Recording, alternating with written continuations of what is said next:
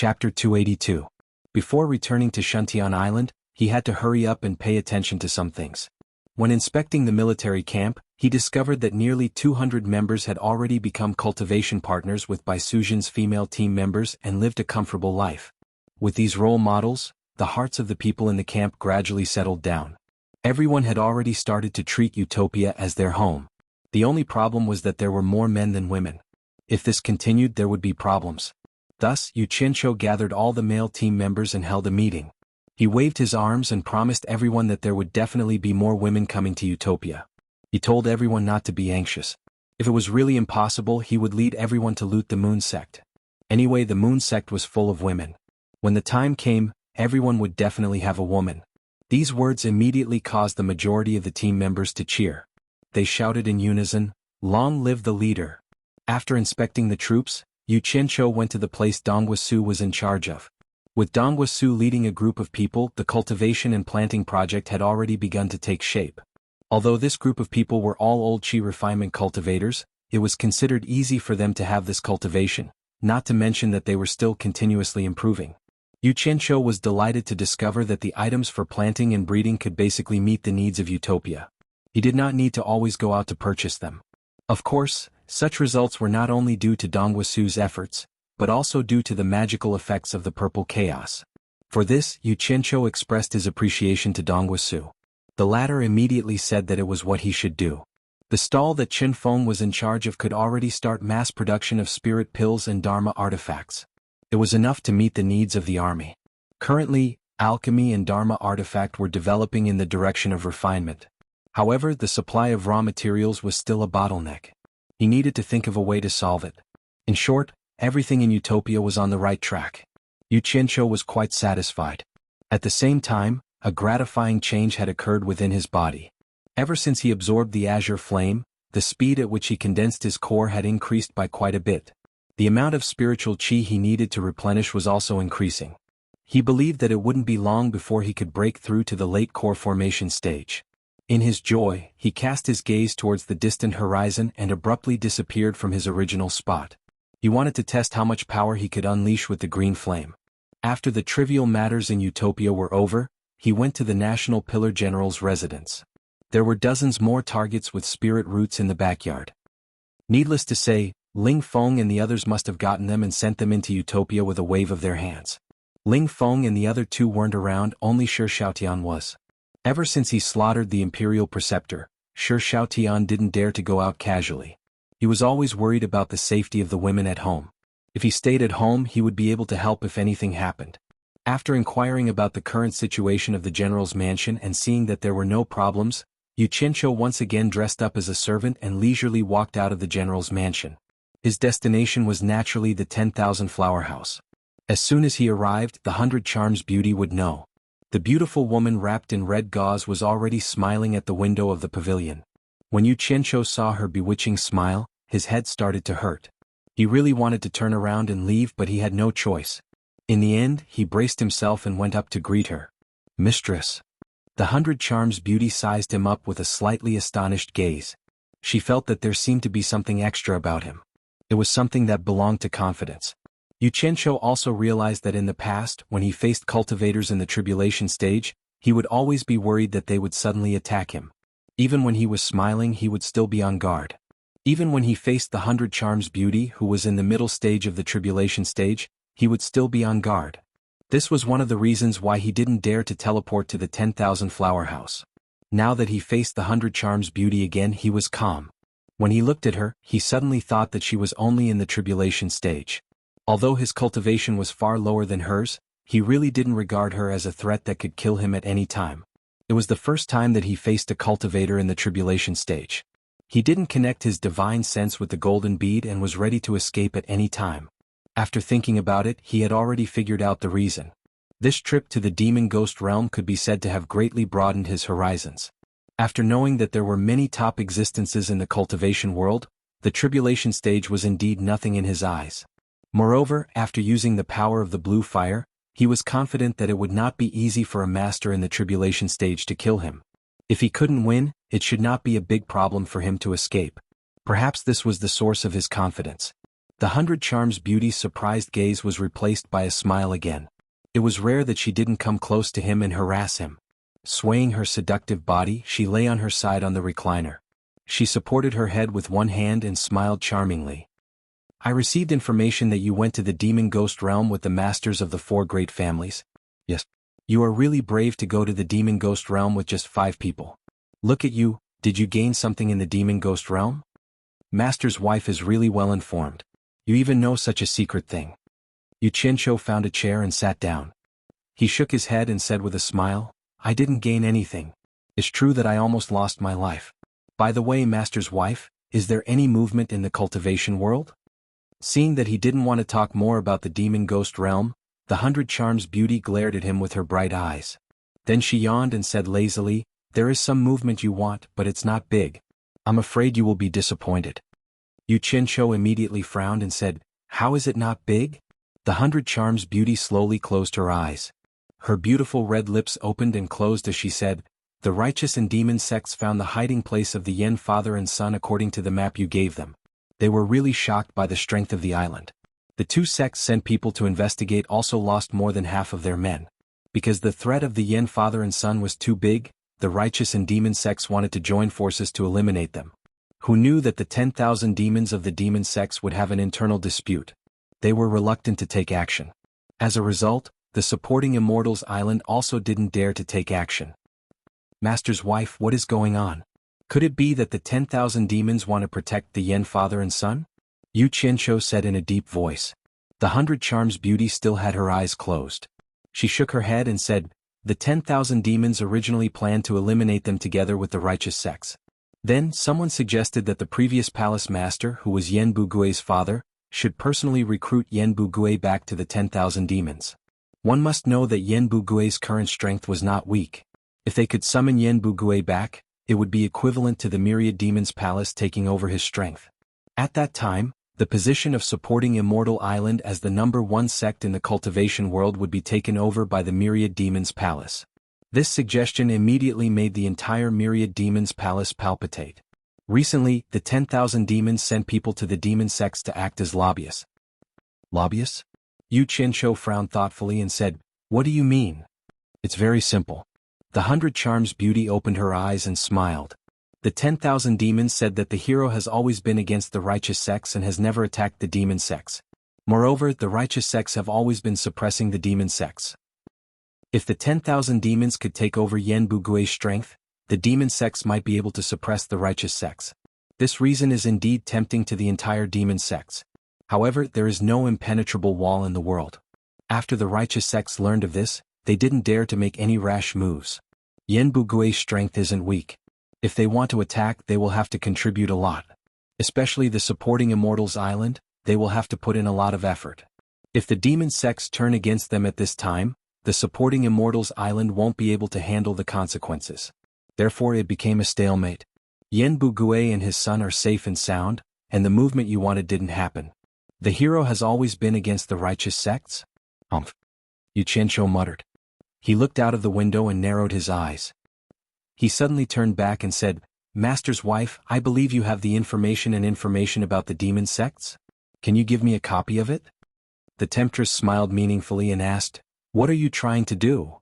Haven't the 10,000 demons been lobbying everywhere? I think they've gone crazy from wanting to be the world's #1. How can there be such a cheap title?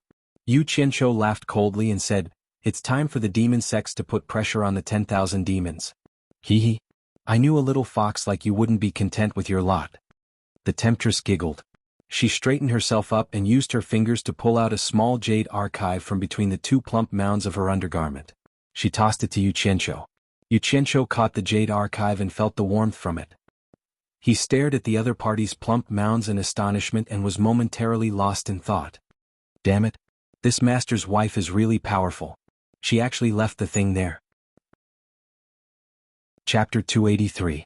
As he was in a trance, he suddenly caught a glimpse of the temptress's flirtatious smile. Yu Qianqiu coughed and retracted his gaze. He lowered his head and pretended he hadn't seen anything. He used his divine sense to check the contents of the jade archive and asked casually to cover up his embarrassment, Mistress, aside from these, has anything else happened in the cultivation world recently? The temptress pretended she didn't notice his obscene gaze. She lay on her side and smiled faintly, a bunch of trivial things. You definitely won't be interested in them. The bigger the commotion was caused by the Wu clan, one of the 4 major clans that you're on good terms with. Some time ago, the Wu clan's auction house sold 2 7-star blood orchids within a few days. They were worth tens of millions of high-grade spirit stones. I don't know who sold them to. It's strange that the 7-star blood orchids haven't been seen for many years. It's incredible that 3 of them have appeared recently. It's strange indeed. Yu Qianqiu pretended to be surprised. In fact, he knew the seller was him. If the temptress hadn't reminded him, he would have almost forgotten he had sold 2 blood orchids. Speaking of the 4 great clans, he couldn't help but think of the 4 old fellows who were very disloyal and left him alone in the demon domain. Although he understood that the 4 of them had no choice, he still hated them to the point of gnashing his teeth. He thought, damn it. I can't vent my anger without taking advantage of them. It's strange that the 7-star blood orchids appeared at the same time. The temptress twisted her body to make herself more comfortable. She stared at him and said with a smile, in any case, you are very resourceful. I only gave you the address of the cave last time, and you were able to find the lair of that fake hero. Why don't you find out who the owner of the blood orchids is? They're good stuff. Who knows, you might be able to find them. Damn it. There's no need to find out. I'm the owner. Yu Qianqiu nodded solemnly. Mistress, you're right. There's something strange about this. It looks like I'll have to go to the Wu clan. He changed the topic and stood up. If there's nothing else, mistress, I'll take my leave. The allure enchantress glanced at him. It was rare that she didn't make things difficult for him. She waved her hand weakly and said, I won't send you off. After Yu Qianqiu withdrew respectfully, she stood up unhurriedly and walked slowly to the side of the window with her bare feet, and she sighed faintly as she watched the figure that was dressed like a servant vanish. Even though she cultivated a charm technique, she knew that her every movement had a charm that could seduce men. However, the methods that she used to seduce Yu Qianqiu were intentional. She didn't know why, but it was as if she was hoping that Yu Qianqiu would really do something improper to her. This kind of mentality had never been experienced by other men. Could it be that she had fallen for him? The allure enchantress was startled by her own sudden thought. She gently leaned against the window and was absent-minded. She recalled the first time she met this young man. He was being held by the neck by Lu Wanwan, but there wasn't a trace of panic in his eyes. His eyes were still filled with hope even in that kind of adversity. Up until now, every time they met, the hidden hope in his eyes had never been extinguished. No matter how many obstacles he had experienced, even if he was expelled from the sect twice and was hunted by the entire cultivation world, he had always strived forward, turned the tide, and did what he wanted to do. Always filled with hope, always strived forward, always persisted in his ideals, not afraid of failure, and always strived forward. Such a man is indeed very attractive to women. Could it be that even I am attracted to him? It can't be. The allure enchantress muttered to herself and looked out of the window with a confused expression. It was deep into the night. On top of a mountain, the whistling mountain wind was blowing at Yu Qianqiu, who was wrapped in black clothes. At the side, Guan Yu looked at the brightly lit area at the foot of the mountain. He could vaguely hear the sound of wine cups clinking. There was a small demonic sect there. At that moment, a group of people was holding a banquet, drinking wine and eating meat happily. I envy the demonic sects for being unrestrained and enjoying themselves in a timely manner. Almost every family is like that. Guan Yu shook his head. After seeing the signal that the encirclement had been completed, he turned his head and asked, Boss, are we going to kill them all like before? Yu Qianqiu said in a deep voice, kill them all. Don't leave a single one alive. The reason why he didn't recruit people to Utopia and wanted to kill them all was so that the demonic sects could see the tragic scene, so that they could exert pressure on the 10,000 demons. He had worked hard to create this situation and expose the Yin father and son duo. How could he let the 10,000 demons reap the fruits of his labor? How could he let the 10,000 demons destroy his plan? This was something that he absolutely could not allow. Without hesitation, Guan Yu sent out a signal to the people below. Outside the courtyard of the central hall of the temple built against the mountain, human figures rose and fell. A group of people quickly launched a strong attack. Bang bang dang dang. The sounds of intense fighting immediately came. Yu Qianqiu looked down coldly. This small demonic sect actually only had a few hundred people, but Yu Qianqiu had mobilized a group of more than 1,000 people to besiege them. Although it was to ensure that no one was spared, he had no other choice. He had already destroyed 7 demonic sects in a row. They were all small sects, but he had also paid a third of the casualties in each battle. Such a huge proportion of casualties made Yu Qianzhou's heart sink. Although there were more and more people in the underworld, they were not on the same level as the few hundred people he had taken in the Phase Spectre region. Those few hundred people were the elites of the various sects to begin with. In addition, they had been through training in the Phase Spectre region, so they had rich battle experience. Those who joined later could not compare to them in terms of cultivation or experience. He needed to constantly fight to train this team. Otherwise, it would be useless even if their cultivation levels increased. After one battle, Yu Qianzhou immediately made a decision. For the next few battles, he would use a rotation strategy. Every time he fought in a different location, he would switch to a different team. He did not mind losing some people. Only those who survived every battle would become elites in the future. He had planned on attacking 5 sects in 10 locations, but when he saw this situation, he immediately decided to fight 3 more battles. Utopia had 8 teams, so he had to fight at least once. With the absolute advantage in numbers, the battle ended very quickly. After the well-trained team members cleaned up the battlefield, the leader of the team quickly rushed over and happily reported to Guan Yu that the battle had ended. However, Yu Qianzhou looked at the leader and asked, "How many people died on our side?" The leader was stunned and could not speak for a long time. When he saw Yu Qianzhou's gaze turn cold, he immediately puffed out his chest and said, "Reporting leader. 277 people from my team died in battle. That means that, including those who are injured, your team has at least 300 people dead?" Yu Qianzhou's tone did not show any happiness or displeasure. The leader gritted his teeth and reported again, "Reporting leader. There are 105 people with light and heavy injuries, and 382 people dead. What you're saying is, if I let your regiment participate in 4 more battles, your regiment will be wiped out and your regiment's designation and organization will be revoked. Is that right?" Yu Qianzhou's voice turned grim. That's right. That's right. The leader was so anxious that he could not speak. Under the black cloth, his forehead was already drenched in sweat. He had never heard his leader say such sharp words to his subordinates. Yu Qianzhou immediately stared at him and shouted, "What about me? What am I doing as a leader? Over 1,000 people annihilated a small demonic sect with only a few hundred people, and you actually lost close to 400 people? Do you still think that you won the battle?" His voice reverberated in the field, and it was only his voice. Everyone else was silent. The more Yu Qianzhou spoke, the angrier he became. He had personally witnessed 8 battles today, and there was nothing he could say about their bravery. All of them charged forward without any regard for their own lives. Their spirit was commendable, but he did not want to be unreasonable. After walking 2 rounds on the platform and trying his best to calm the anger in his heart, he continued, "I won't say much. From today onwards, everyone's monthly supply of spirit stones will be increased by 5 times. It'll be enough for you to absorb spiritual energy and refine it every month. Whoever is at the critical moment of breaking through, feel free to report any elixirs you need. I'll give you as many as you need. In short, our utopia doesn't lack spirit stones or elixirs. In the future, don't tell me that your cultivation levels are too low. Everyone's cultivation levels are at the end of the tribulation transcendent stage, so why would I form an army? I only have one request. All the training in the army must be close to actual combat. Commanders, spend some brains to think of the most effective strategies and tactics. Don't swarm forward in every situation. Who doesn't know how to send themselves to death? Then what else do I need you to train?" After saying that, he was about to get off the platform when he suddenly thought of something. He turned to look at the 8 regiment commanders and said to Guan Yu in a deep voice, "Yun Chang, there are only 6 regiments here. We don't need 8 regiment commanders anymore. Immediately summarize the battle this time and merge the 8 regiments into 6 regiments. The regiment commanders of the 2 regiments with the worst performance will be removed and sent to the 2 best regiments to learn. If they learn well, they'll still have the chance to lead troops in the future. If they don't, the combat troops don't need such commanders. I don't want the lives of my subordinates to be messed around by such brainless commanders. If they can't do it, then they'll be Qin Feng's assistants." After saying that, he left with a dark expression. Everyone below the platform kept quiet out of fear.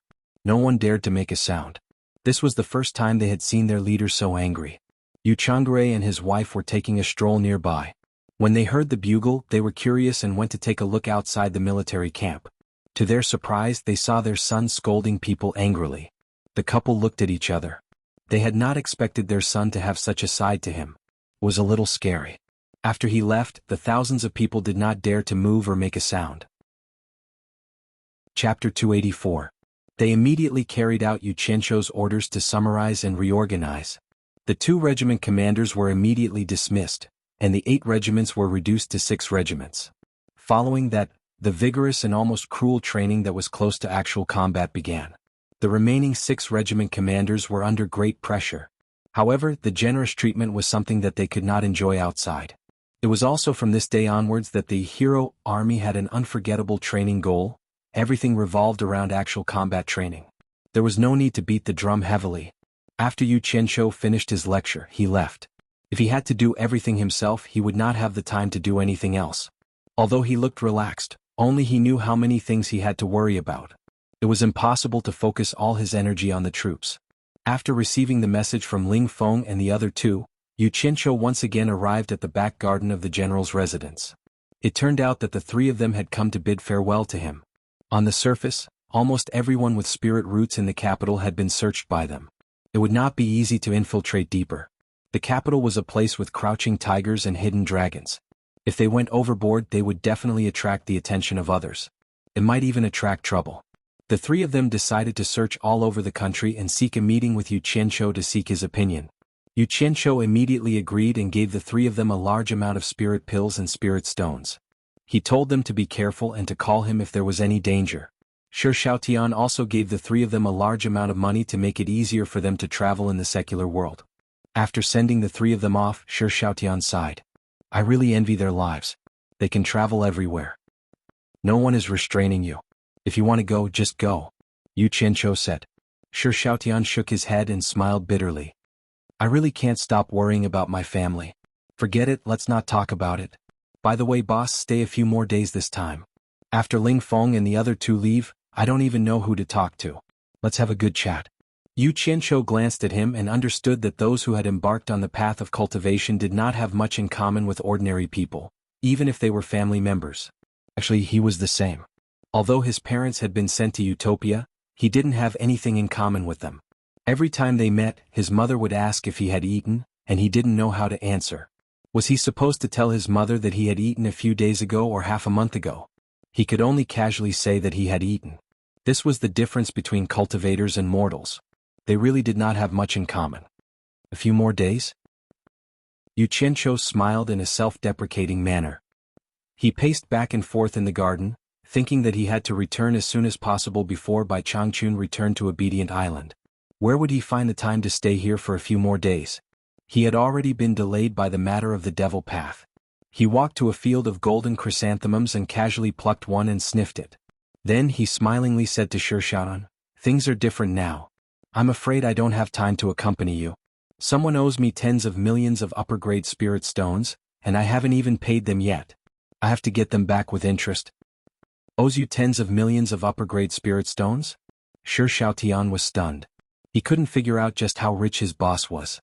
In any case, every time his boss gave him spirit stones, he would toss over tens of thousands of upper-grade spirit stones, which was more than enough for him to use. However, tens of millions of upper-grade spirit stones sounded a little shocking. Is it a lot? The more people you take care of, the more expenses you have. Yu Qianzhou shook his head and casually threw the chrysanthemum in his hand away. Let's not talk about this anymore. I'm going to collect the debt.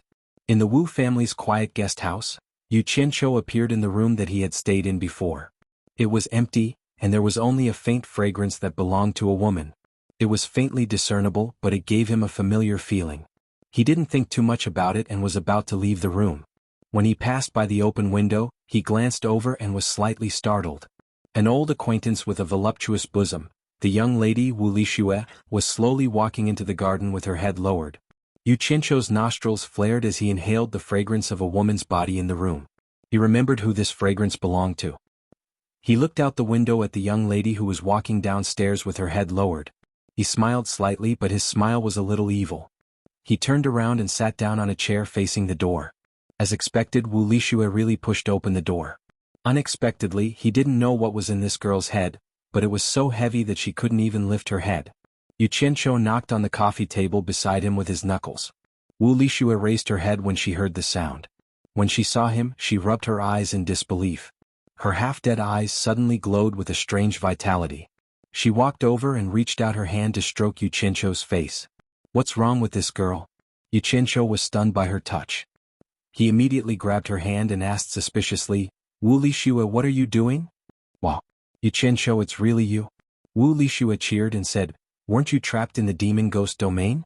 How did you escape? How did you come here? Do you know that I was really worried about you?" Her smiling eyes actually became moist, giving birth to a pool of autumn water. It was unknown whether she was happy or sad. Yu Qianqiu was not a fool. Moreover, he was an experienced guy. How could he not know the reason why she liked him? He knew it before. But because of his relationship with Wu Liqing, although the girl was not only beautiful but also had a hot body, he was embarrassed to open his mouth and eat her. So he calmed his inner demon and deliberately avoided her. However, he didn't come here with good intentions. The 4 old guys of the 4 families left him alone. Although there was a reason he was so angry that his teeth hurt. In addition to collecting debts, he also wanted to collect some interest.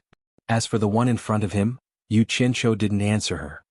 He grabbed her hand and pulled her to sit on his lap. His other hand quickly wrapped around her slender waist. It happened so suddenly. Wu Lixue wanted to struggle to stand up, but she felt weak all over. Her delicate body trembled and she said in a panicked tone, "Yu Qianqiu, what are you doing? Did you miss me?" Yu Qianqiu wrapped his arms around her waist and whispered in her ear. He could feel her body trembling as he breathed. Wu Lixue felt her body was boiling hot, especially her face. She could hear the sound of her heart beating. After a long time, she bit her lips and said, "N. Do you still remember when I said that you were my woman?" Yu Qianqiu blew into her ear again, and the latter replied with an almost inaudible N. Yu Qianqiu said softly, "Then do you want to be my real woman?" Wu Lixue's mind was immediately in a mess. Under the urging of Yu Qianqiu's magic voice, she couldn't help but nod. Yu Qianqiu immediately picked her up by the waist. He used one hand to close the door and window and walked to the soft bed in the room. Her skin was as white as her name, Lixue. Her body was breathtakingly curvy.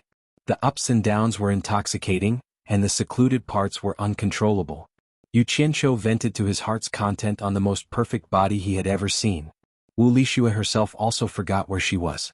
After the excruciating pain, she bit her lips and forgot herself. After a long time, Yu Qianqiu got up and put on his clothes. He looked at the beauty who didn't dare to look at him because of shyness.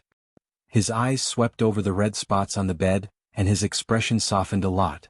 He reached out and pulled the quilt for the beauty. He smiled refreshingly and said, "You rest. I have something to discuss with your grandfather." Her head under the quilt moved, probably nodding. Yu Qianqiu went out with a smile. After leaving the garden, the proud expression on his face didn't disappear. He walked forward with his head held high. He thought, "This interest is good. I won't lose out." Chapter 285. Not long after, a Wu clan's disciple blocked the way. Yu Qianqiu was a famous person in the Wu clan. Everyone knew that he was the clan head's guest. Seeing that it was Yu Qianqiu, the disciple looked around and found it strange that there was no one accompanying him. He naturally didn't think that Yu Qianqiu had stolen it. He bowed and said, "So it is Mr. Yu. May I know where Mr. is going?" Yu Qianqiu had just entered the bridal chamber, so he was in a good mood. He smiled and said, "Is your clan head in? I have something to discuss with him." The disciple replied respectfully without any suspicion, "Clan head should be in the ancestral shrine. Mr. Please follow me." After speaking, he led Yu Qianqiu to the ancestral shrine. After arriving, the disciple explained the purpose of his visit to the guard at the entrance. The guard immediately went in to report, and soon Wu Sihai led a group of Wu clan's elders out. Seeing Yu Qianqiu, Wu Sihai's face was filled with disbelief. The group of elders looked at Wu Sihai suspiciously. At this moment, Yu Qianqiu had already withdrawn the smile on his face. His expression sank as he stared at Wu Sihai and said coldly, "Why? Does Senior Wu not recognize this one?" Even though he had just slept with his granddaughter, he still had to put on an act to vent his anger. Wu Sihai's face flashed with a trace of shame. Back then, he had kindly brought the heads of the 4 major clans to the Demon Ghost region and found the old ancestor. In the end, the 4 of them didn't dare to bear the old ancestor's anger and left Yu Qianqiu alone. There wasn't even a single person who pleaded for mercy. The 4 of them were ashamed on the way back and felt that they had let Yu Qianqiu down. They didn't expect him to return safely. Wu Sihai looked at the Wu clan's disciple and smiled. "Yu Qianqiu is here.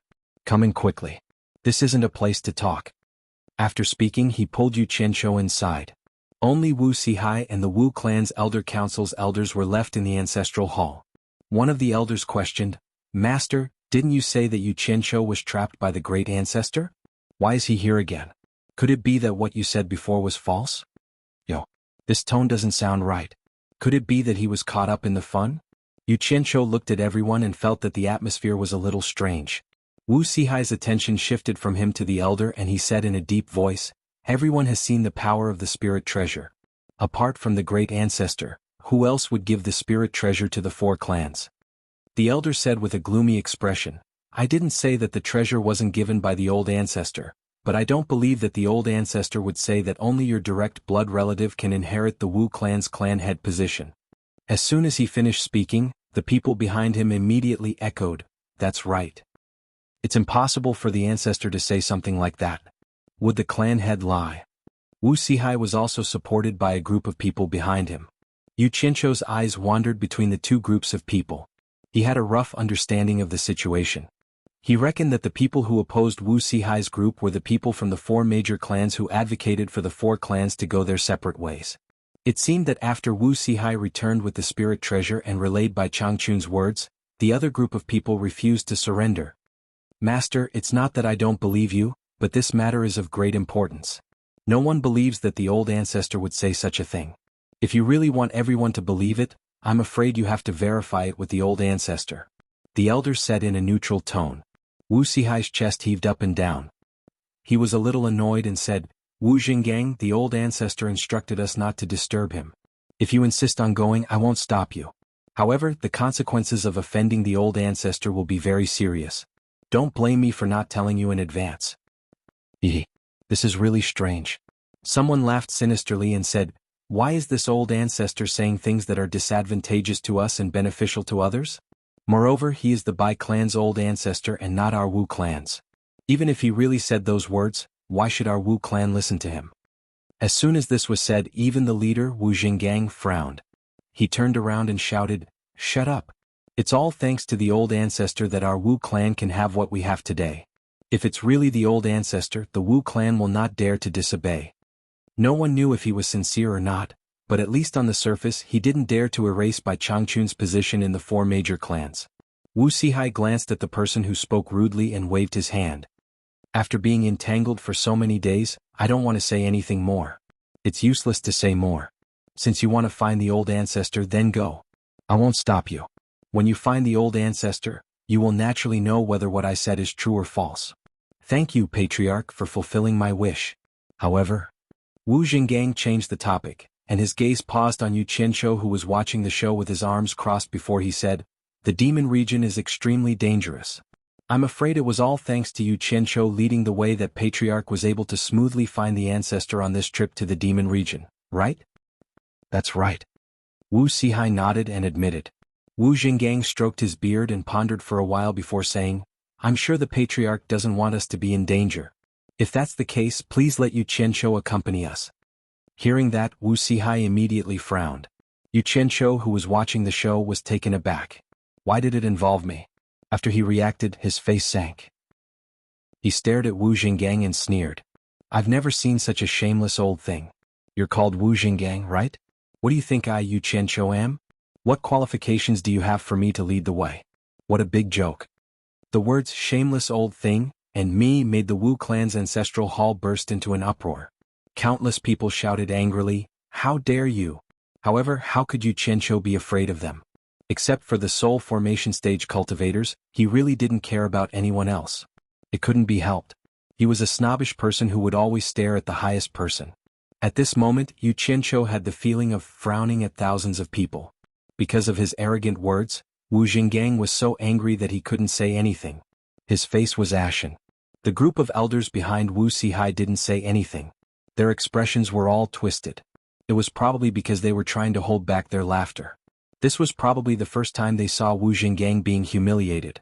However, when the other group of elders saw Yu Qianshou's indifferent expression, they couldn't stand it anymore. 3 elders flashed out and surrounded Yu Qianshou. Their faces were filled with rage, and it seemed like they wanted to settle this matter by force. Yu Qianshou narrowed his eyes. He looked at the 3 of them and sneered. "What? Are you tired of living? You want to fight me? The coldness in his words startled the three of them. Only now did they remember that Yu Qianqiu was famous in the Hundred Flowers Valley for his strange fire techniques. The three of them immediately took a few steps back and didn't dare to get too close. How dare you, Yu Qianqiu? How dare you come to my Wu clan's ancestral hall and behave atrociously? Are you courting death? Wu Jinggang flew into a rage out of humiliation. Yu Qianqiu glanced at him contemptuously. He turned to Wu Sihai and said in a deep voice, Senior Wu, do you know that on Obedient Island, when Elder Bai heard that some of your clans wanted to separate from the clan, he specially gave each of your clan masters a spirit treasure? What does this mean? Don't tell me you don't know or that you don't want to do it. As soon as these words came out, the whole place was silent. Even the furious Wu Jinggang looked at Wu Sihai with a flicker in his eyes. Wu Sihai's heart skipped a beat. The old ancestor did this purely to take care of his descendants. There shouldn't be any special meaning. However, when this brat connected the whole story, the meaning was very different. It was enough to deter some people. He shook his head and smiled bitterly. How could I not know the old ancestor's meaning? But unless I have no other choice, I really don't want to do it. We all have the same roots. Sigh. Yu Qianqiu laughed in his heart. This old guy is quite talented in acting. He snorted coldly and said, Forget it if you don't want to say it. This is your clan's private matter. Why should I be the bad guy? Senior Wu, the 2 blood orchids have also been auctioned. I will leave immediately after taking the money. I won't meddle in your affairs. So the 2 blood orchids are his. Everyone was shocked. Most people still didn't know. Wu Sihai nodded. Just as he was about to say something, he heard Wu Jinggang shouted, Clan Master, please wait. The spirit stones that were auctioned can't be given to him for the time being. When Yu Qianqiu heard this, his eyes narrowed again. The killing intent that he suppressed with great difficulty rose again. Just now, he felt a little guilty thinking that he had slept with the Wu clan's woman and then fought with the Wu clan's man in the blink of an eye. So, he conveniently helped Wu Sihai to eliminate the little bit of guilt in his heart. Now, he had to wait and see. The green fire in his body had a feeling of rushing out uncontrollably. Chapter 286. Wu Sihai frowned and said, Grand Elder, did you forget about our Wu clan's auction house's rules? Our Wu clan has never embezzled spirit stones from any seller. Not only the clan head, but even the elders behind Wu Jinggang frowned. The Wu clan relied on their auction house's reputation to have a foothold in the cultivation world. It didn't matter if the 4 major clans separated or not. Even if they did, they couldn't do anything that would damage the Wu clan's auction house's reputation. Otherwise, the Wu clan wouldn't be able to have a foothold in the cultivation world. Clan head has misunderstood. I only said that I can't give it to him for now. I didn't say I would embezzle it. Wu Jinggang stared at Yu Qianqiu and spoke in a deep voice. I am the Wu clan's Elder Council's Grand Elder. Right now, in this Wu clan's ancestral shrine, I, the Grand Elder, was actually insulted by an outsider in public. This isn't just a loss of my face but the entire Wu clan's face. You have to apologize with sincerity, otherwise? Otherwise what? Yu Qianqiu's squinted eyes slowly opened. Otherwise, even if I let you go, my Wu clan's descendants won't let you go. Wu Jinggang's words were no less than an order. The elders behind him spread out and stood in their positions, blocking any possible escape route for Yu Qianqiu. Yu Qianqiu surveyed the surroundings, but there was no expression on his face. He asked Wu Sihai, Old man, your Wu clan is truly reasonable. I have experienced it. After speaking, he looked at Wu Jinggang and asked, What kind of sincerity do you want me to show as an apology? Wu Jinggang raised his brows and revealed an ominous glint in his eyes. If you really have the intention to apologize, then leave behind an arm or a leg. I will let you take the spirit stones and leave the Wu clan. Otherwise, don't even think about leaving. So that's the case. Yu Qianqiu nodded and looked at Wu Sihai again. Old man, does his words represent the entire Wu clan's opinion? Wu Sihai frowned deeply. Although Wu Jinggang was making things difficult for him, his words were reasonable. Yu Qianqiu insulted him in front of everyone, not to mention it was in the Wu clan's ancestral shrine. Indeed, it was not only Wu Jinggang who lost face but the entire clan.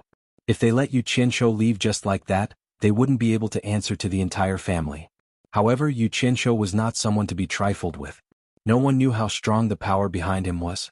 Moreover, he was a benefactor of the 4 great clans. In a dilemma, Wu Sihai muttered, Yu Qianqiu, just bow and apologize to the great elder. He then turned to Wu Jinggang and sighed, Great elder, there are some things you don't understand. I'll talk to you in detail later. In short, just give me some face and don't haggle over every ounce. Wu Jingang's eyes flickered as he didn't know what Wu Sihai was talking about. However, Yu Qianqiu chuckled and said, "There's nothing wrong with bowing and apologizing, but I, Yu Qianqiu, never have the habit of apologizing to people who took the initiative to cause trouble. Old man, I think you should just hand over the spirit stones to me. I will put up with it and leave after taking the spirit stones. I will give the Wu clan some face and not fuss over this matter. Just treat it as if nothing happened." Clan head, you heard it too. It's not that I don't want to give you face, but this kid doesn't know how to appreciate favors. Wu Jinggang immediately grasped the weakness he wanted and yelled out, "Yu Qianqiu, you are a person who betrayed your sect twice. You are already a scum that everyone wants to punish. Today, my Wu clan will eradicate you on behalf of the cultivation world." "Say it again." Yu Qianqiu burst out with a yell. The words of betraying the sect twice had made him very unhappy. Perhaps it had touched his reverse scale. Suddenly, 2 balls of green flames appeared in his glaring eyes, and a demonic green light burst out from his eye sockets. Such a strange phenomenon immediately shocked everyone, and Wu Jinggang, who was looking at him, was even more astonished. However, he immediately reacted as he was the Grand Elder, so how could he be frightened by a strange phenomenon? He immediately retorted, "Say it again 10 times. Yu Qianqiu is still a scum of the cultivation world who betrayed his sect twice. You are courting death." Yu Qianqiu let out a muffled groan, and when he lifted his hand, there was a small wisp of green flame burning on one of his fingers. It was small and weak, and it looked like it might extinguish at any moment. With a flick of his finger, that wisp of green flame drew out a green radiance and shot at Wu Jinggang. Wu Jinggang was disdainful, and with a wave of his hand, a gust of wind blew the green flame to the side. Between the two of them, one was in the middle stage of the crossing calamity stage, and the other was in the middle stage of the core formation stage. The difference in cultivation between the two was too large, or else Yu Qianqiu's green flame wouldn't have been so easily blown away. However, what made people feel strange was that the small wisp of green flame wasn't extinguished by Wu Jingang's gust of wind. After it fell to the feet of the person beside him, it still stuck to the ground and burned as if it didn't cause any harm. Yu Qianqiu looked at it from the side and his eyebrows slightly raised. With a wung sound, that wisp of green flame instantly expanded countless times, and the green radiance flourished. A ball of green flame suddenly appeared, and immediately enveloped the person standing in front of it. Wu Jinggang and the people behind him were shocked, and wanted to extinguish that ball of green flame to save the person. But in that instant, the frighteningly high temperature immediately forced the group of people to move away, let alone save the person. Before even half a scream, the person in the fire immediately withered on the ground and turned into ashes. The temperature in the main hall rose sharply as the ball of green flame rose in the middle. It was frighteningly high, unimaginably high. Everyone in the Wu clan retreated to the side of the main hall, but they still felt that it was unbearable and even breathing was difficult. The entire main hall of the ancestral shrine was illuminated by the green flame. Yu Qianqiu walked to the front of the green flame, and gently felt the flame brushing against his fingers. He expressionlessly looked around at the shocked faces around him. In the main hall of the Ghost King in the Demon Ghost domain, Wu Sihai, who had personally experienced the power of Yu Qianqiu's red flame, suddenly narrowed his eyes. This ball of green flame was obviously much more powerful than the red flame. Fortunately, when the ancestral shrine hall was built, it was made of stone in order to prevent fire. Otherwise it would have been on fire long ago. But the wooden ancestral tablets, tables and chairs that were enshrined in the main hall were already on fire. Bai Changchun's portrait had already turned into ashes. After a while, the stone ancestral shrine hall had already exploded. The surrounding walls were turning black and then cracked and began to peel off layer by layer. Wu Sihai looked around and shouted anxiously, "Yu Qianqiu, quickly stop. Even if you don't care about this old man's face, you should care about Li Qing's face. This is the Wu clan's ancestral shrine." "Wu Li Qing," Yu Qianqiu muttered in a low voice. His brows furrowed slightly. He wasn't really thinking about Wu Li Qing, but he was thinking about the dark red spots left on the bed after he and Wu Lixue had intercourse. A silly woman who gave her first time to him. Even if she was really silly, he couldn't destroy her family's ancestral shrine in a blink of an eye. If he really did that, how could he feel at ease in his heart? The hand that was gently caressing the green flame turned into an upside-down claw, and the raging green flame was sucked clean into the palm in the blink of an eye. Yu Qianqiu secretly shook his head. Sometimes he was still too soft-hearted. The green light in the main hall disappeared, and the surrounding walls turned black as if they were roasted by fire. However, they were indeed roasted by fire. Yu Qianqiu, how dare you destroy my Wu clan's ancestral shrine? Come on. All the disciples of my Wu clan swear to kill this scum. Wu Jinggang shouted and took the lead to release a flying sword, which whistled towards Yu Qianqiu. Chapter 287. The flying sword shook the nearby airflow and a powerful deterrent followed. This was the power of a mid-stage tribulation passing cultivator. Wu Sihai shouted, "Wu Jinggang, stop." But it was too late. Yu Qianqiu didn't have time to think too much. The speed and power of his opponent's attack were extremely shocking, so he didn't have time to think too much. With just a thought, the flying sword had already arrived in front of him with a terrifying aura. Ah! Yu Qianqiu let out a furious roar. In an instant, endless flames burst out of his body in the form of an explosion. They were azure flames. With his temper he couldn't help but be angry. He listened to Wu Sihai and put away the green flame, but Wu Jinggang took the opportunity to attack. How could he swallow this anger? The green flames rushed over and the surrounding people were shocked. Their gazes quickly swept across the surroundings, and they felt as though there was no way to escape. Everyone had experienced the power of the green flame before. An early-stage tribulation passing elder was burned to ashes in an instant. How could they dare to let it touch them? In desperation, the group of people directly swung their swords at the wall behind them. They broke a hole in the wall. Wu Jinggang didn't have a sword in his hand, but his cultivation was profound. With a backhand palm, a thick stone wall was blown away. His body followed the palm force and flashed out. Yu Qianqiu, who had released the fire, was even more shocked. He thought that the green flame would be able to melt the flying sword. He didn't expect that although the opponent's sword showed signs of melting, it was enough to take his life before it melted. The time he wasted due to his misjudgment made it too late for him to dodge. Inside the storage pouch, a series of cold lights flew out like lightning. With almost zero error, they collided with the flying sword one after another. The almost indiscernible sound was produced by the continuous attacks of nearly 20 flying swords. Only then did the other party's flying sword's offensive was stopped. Without hesitation, Yu Qianqiu waved his hand and condensed a tornado-like green flame. He stood in the sea of fire and used the flames to wrap around the flying sword, burning it at the highest temperature. As long as the flying sword was not destroyed, it was possible for the other party to attack from a distance.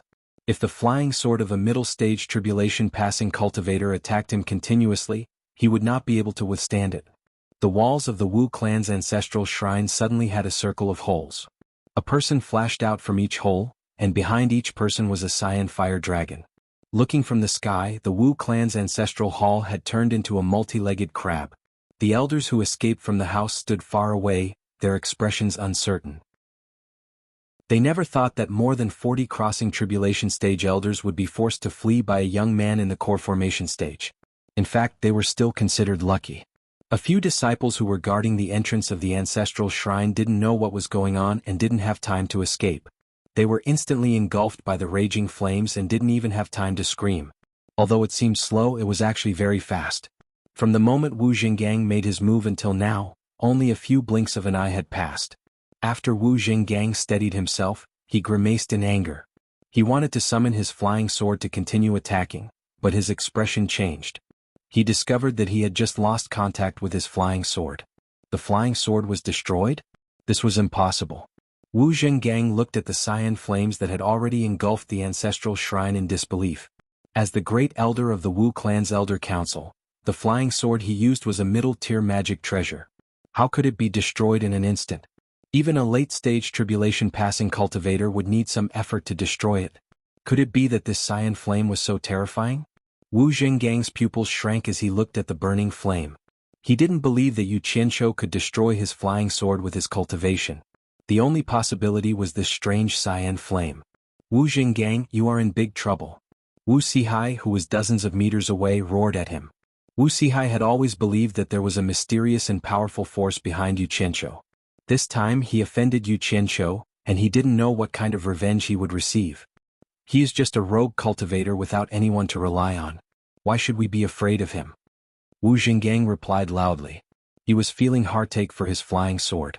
Furthermore, he didn't think that there would be any consequences after offending Yu Qianqiu. He immediately waved his hand and yelled, Everyone surround the scum that destroyed our Wu clan's ancestral shrine.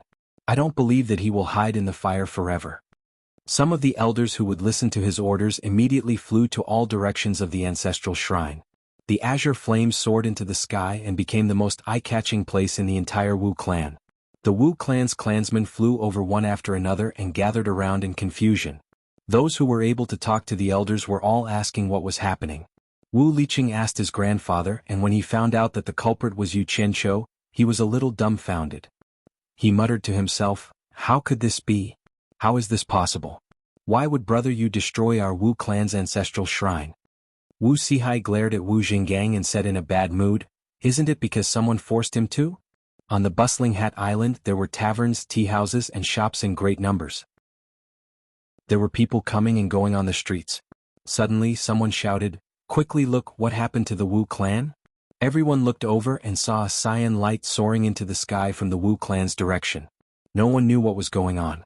Without anyone asking, as long as they had the ability to fly, they all jumped onto the roofs on both sides of the street to watch.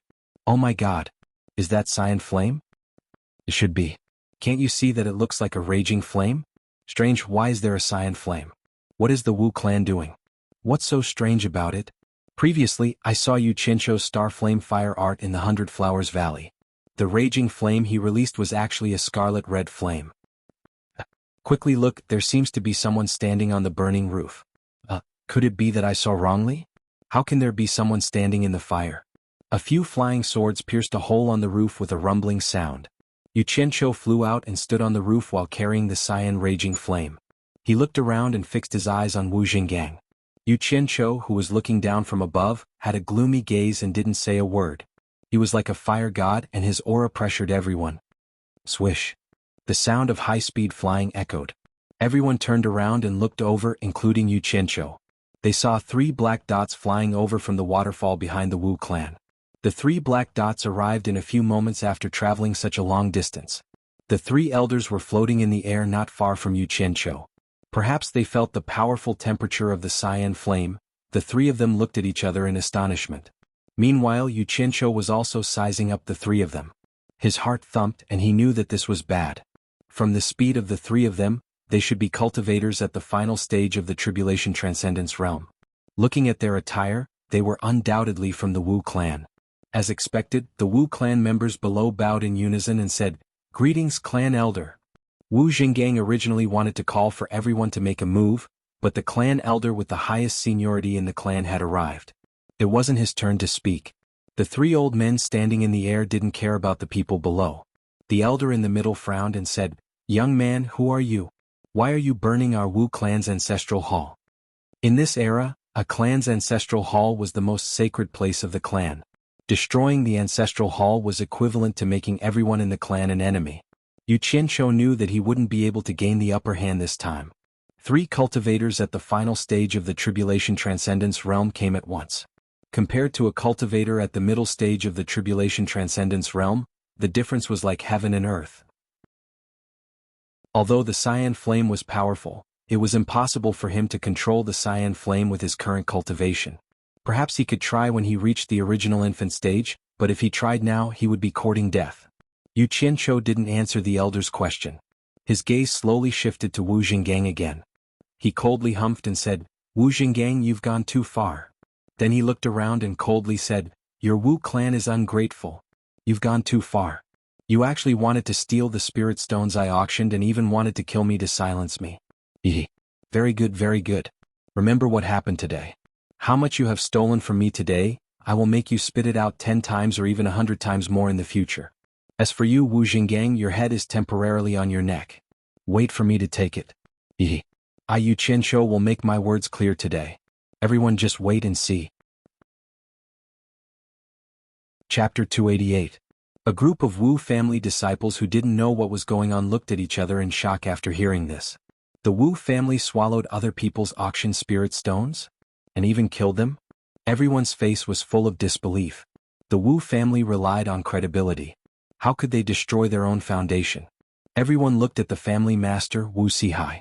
Under everyone's gaze, Wu Sihai was quite ashamed, and he didn't know what to say for a while.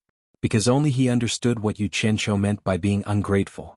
They took the risk to bring him to the demon domain to find the old ancestor, but he left them behind. This was already ungrateful. Now he wanted to kill them. Although Yu Qianqiu mistakenly thought that it was killing them and swallowing their spirit stones, if this wasn't ungrateful, then what was? In fact, he didn't know Yu Qianqiu's character. Yu Qianqiu naturally knew that it wasn't killing them and swallowing their spirit stones.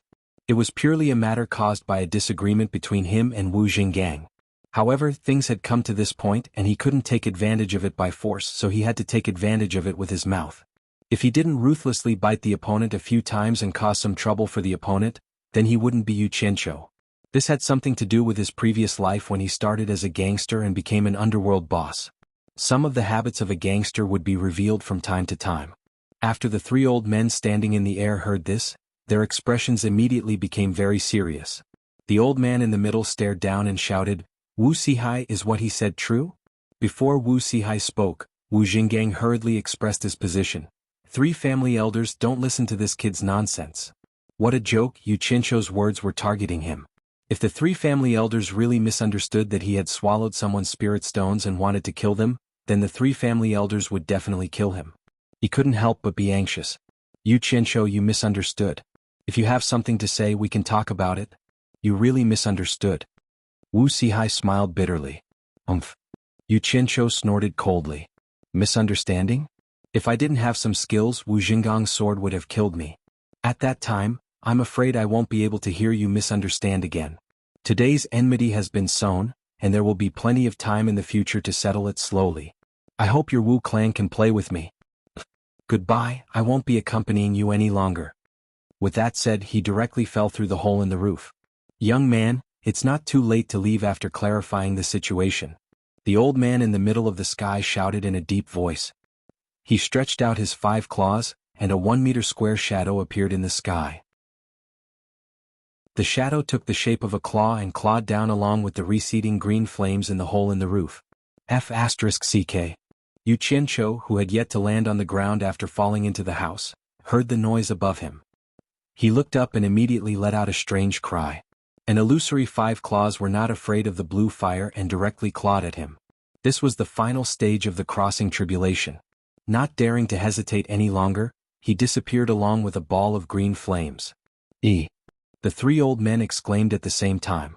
Their divine senses had already locked onto Yu Qianqiu when he fell into the house, but the target suddenly disappeared. How could this be possible? The 3 of them immediately teleported and appeared in the burnt ancestral hall. The inside was scorched black, and the 4 walls and roof were on the verge of collapse. However, it was empty and they couldn't see anyone. The 3 of them looked at each other in disbelief. Wu Sihai and the elders of the Elder Council, stay behind. The rest of you disperse. A voice came from the ancestral hall that was on the verge of collapse, and the 3 clan elders walked out with gloomy expressions. All the Wu clan's descendants bowed and dispersed. Wu Sihai and the group of elders quickly walked to the front of the clan elders and bowed. The leading clan elder said in a deep voice, "He actually escaped. This is really strange. Wu Sihai, let me ask you, this young man has such a big tone. Who exactly is he? Also, is what he said true?" 3 late-stage tribulation transcendence cultivators actually couldn't catch Yu Qianqiu? Everyone couldn't help but think of a legend. It was said that in the past, when An Kuang-tsung was in the late stage of tribulation transcendence, Ancestor Qing Fu chased after Yu Qianqiu. In the end, Yu Qianqiu also escaped. After the incident, many people didn't believe it. How could a late-stage tribulation transcendence cultivator be unable to catch a small core formation cultivator? Now, it seemed that it was really possible. This Yu Qianqiu must have cultivated some kind of escape technique. Everyone looked at the 3 clan elders in dismay. The 3 clan elders were called Wu Zhen, Wu Bao, and Wu Rui. They were the only 3 tribulation transcendence cultivators in the Wu clan. Among them, Wu Zhen was the most senior. This matter should have been reported to the 3 clan elders earlier. However, the clan elders were in a critical moment of seclusion and didn't dare to carelessly disturb them. The matter was like this. Wu Sihai didn't dare to hide anything from the 3 of them. He immediately told them the whole story honestly. From Yu Qianqiu's birth in An Kuang-tsung, to supporting Immortal Island, to befriending Wu Liqing and the others, to the series of events that happened. Even the hidden forces behind Yu Qianqiu and his group weren't omitted. Especially when he learned about Bai Changchun's information and how he brought the 4 major clans' patriarchs to the Demon Ghost region to find Bai Changchun, he respectfully narrated everything. Finally, the incident that happened in the Wu clan's ancestral hall was described in great detail. Everyone's heart was pounding. Oh my god! How did we provoke such a person? Meanwhile, Wu Jingang's face had already turned green. It would be strange if he didn't regret it. When he recalled that the other party wanted to take his head, he was extremely regretful. Ancestor is actually still in this world. Ancestor's cultivation has already reached the soul formation stage. Ancestor is actually the ruler of the Demon Ghost region. Unbelievable. It's simply unbelievable. The 3 clan elders were indescribably excited and spoke incoherently. For the 3 of them, their cultivation was about to face an insurmountable bottleneck. If they couldn't cross it, they would die of old age.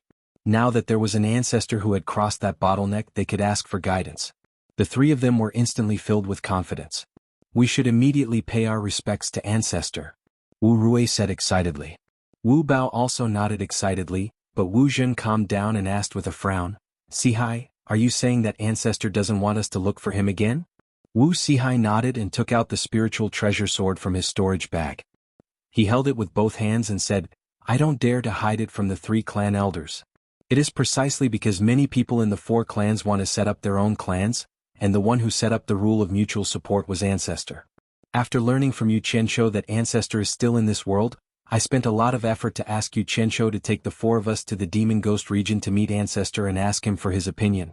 When he learned that our descendants had disobeyed his original intention, he was extremely angry. However, he did not want to meddle in the affairs of the world anymore, so he bestowed 4 low-level flying swords to the 4 heads of our families, and asked us to deal with the disciples who wanted to split the 4 families. He also told us not to disturb him again, or else he wouldn't let us off easily. Wu Sihai was able to sit on the position of Wu clan's clan master, so he was naturally not a simple character. He used the Ancestor as a gimmick to say what he wanted to say. In fact, after the 4 of them met Bai Changchun, they didn't say much, and Bai Changchun didn't want to talk nonsense with them. This was just what the 4 clan masters had discussed on the way back. This is the legendary spiritual treasure? Wu Zhen reached out to grab it in surprise, but then he paused and asked, since Ancestor's spiritual treasure is given to the clan master, it is not appropriate for others to treat it lightly. Sihai. Can I have a look at this legendary treasure? Wu Sihai immediately raised the sword in his hand to receive it. Wu Zhen looked at the 2 people beside him and laughed, then I will be thick-skinned and take a look at the spiritual treasure given by Ancestor. As he spoke, his expression became solemn. He took the sword with both hands and examined it carefully for a while. Then he held the hilt with one hand and slowly pulled it out. The treasured sword, which was as clear as the autumn waters, emitted a pleasant sound as it was pulled out. Good sword. Wu Bao, Wu Rui and Wu Zhen praised. The other elders had already seen Wu Sihai use it. Although they weren't very surprised, they couldn't help but be amazed. After seeing it, Wu Zhen injected his divine sense to examine it. Suddenly he frowned and looked at Wu Sihai suspiciously. Is this really a spiritual treasure? Why do I feel that it only has the power of a middle-grade magic treasure? Wu Sihai smiled bitterly and bowed. Clan Master, you may not know this, but Ancestor asked us, the 4 clan masters, to pass on the ancestral teachings of supporting each other to the next generation. He also used our blood to plant a blood curse on the sword. As for what the blood curse is, I don't know either. He said that people who aren't our blood relatives can't use the power of this spiritual treasure. He wanted us to pass the spiritual treasure and the position of clan master to our blood relatives. So, it's really hard for me to say this. Bai Changchun might have meant that at that time, but he definitely didn't say such straightforward words. Wu Sihai could be said to have used Bai Changchun greatly. As soon as Wu Sihai said this, Wu Jinggang and some people's expressions changed. They opened their mouths to speak but didn't dare to. Wu Bao, one of the clan masters, also frowned deeply. Wu Zhen and Wu Rui exchanged glances. Wu Zhen put the sword back into the scabbard and said, since Ancestor said this, you're just telling the truth. There's nothing hard to say. Wu Sihai, I wonder if I can have a look at this spiritual treasure? Wu Bao asked.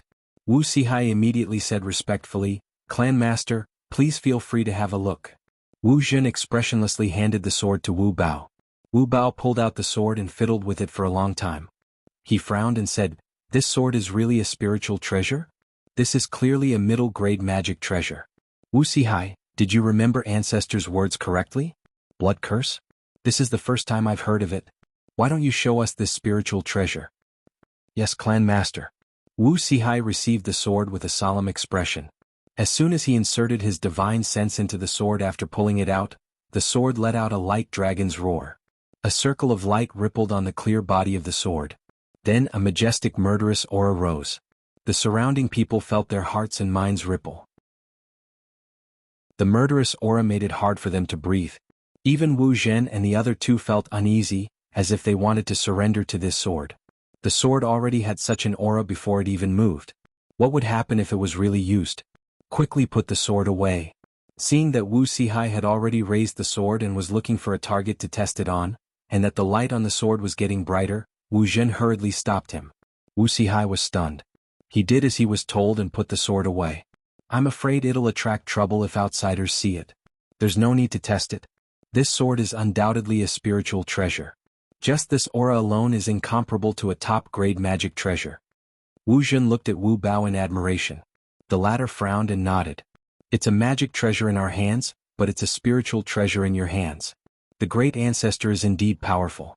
He can actually cast a magical spell like the blood curse. Of course. How can the great ancestor be compared to ordinary people? Wu Rui laughed. Wu Zhen said with a little regret, Sihai, what did the great ancestor say? Can you repeat it in detail? Can't we even pay our respects to him?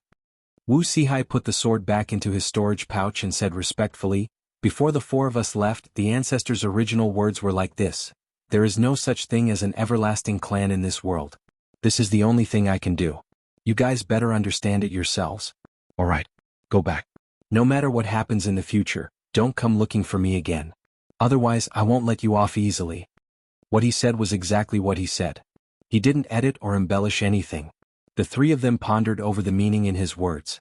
They looked at each other and felt that it was a pity. Wu Sihai glanced at Wu Jinggang and said, 3 elders, if we can find someone to help us, maybe we can ask for a chance to meet the great ancestor. Oh. The three of them asked in unison. It's Yu Qianshou who was forced to leave by us just now. Wu Sihai saw that the three of them didn't understand, so he immediately explained, when we met the great ancestor, he was the one who found Ghost General Meng Yan and Demon King Aoli to bring us there. After meeting the great ancestor, Yu Qianshou and the great ancestor got along very well. He wanted to leave with us but was forcefully detained by the great ancestor. Since he could meet him this time, he must have a good relationship with the great ancestor. The great ancestor let him come back. Otherwise, how could he escape from the great ancestor's hands? I wanted to ask him again to see if I could ask him to help me. I wanted to ask the ancestor to give us a chance to visit him after a while. However, I didn't expect something like this to happen, and I ended up having a bad relationship with him. However, he has a good relationship with Li Cheng. If we can find him and ask Li Cheng to help us, there might be a chance to save the situation. Hearing this, Wu Zhen and the other two who had been blinded by the great ancestor's matter, immediately remembered that Yu Qianshou's matter had not been dealt with. In addition to the possibility that Wu Sihai mentioned, the three of them immediately turned to look at the culprit, Wu Jinggang. Chapter 289. The three elders, Wu Zhen and Wu Rui, were the ones who adhered to the ancestral teachings. Wu Bao, on the other hand, hoped that the 4 major clans wouldn't interfere with each other. In the end, it was a struggle for benefits. Regardless of who was right or wrong, the conservatives still had the advantage in numbers. Facing the 3 elders' furious eyes, Wu Jinggang panicked and retorted to Wu Sihai, "Clan head, since Yu Qianshou has such a background, why didn't you tell me earlier? If I knew, this wouldn't have happened." Wu Sihai shook his head and sighed, "I already told you before. There are some things you aren't clear about. I will discuss it with you in detail later, but you just wouldn't listen and insisted. Today? Why didn't you tell the Elder Council about Yu Qianshou?" Wu Jinggang was a little anxious. "Do you really want me to say it so clearly?"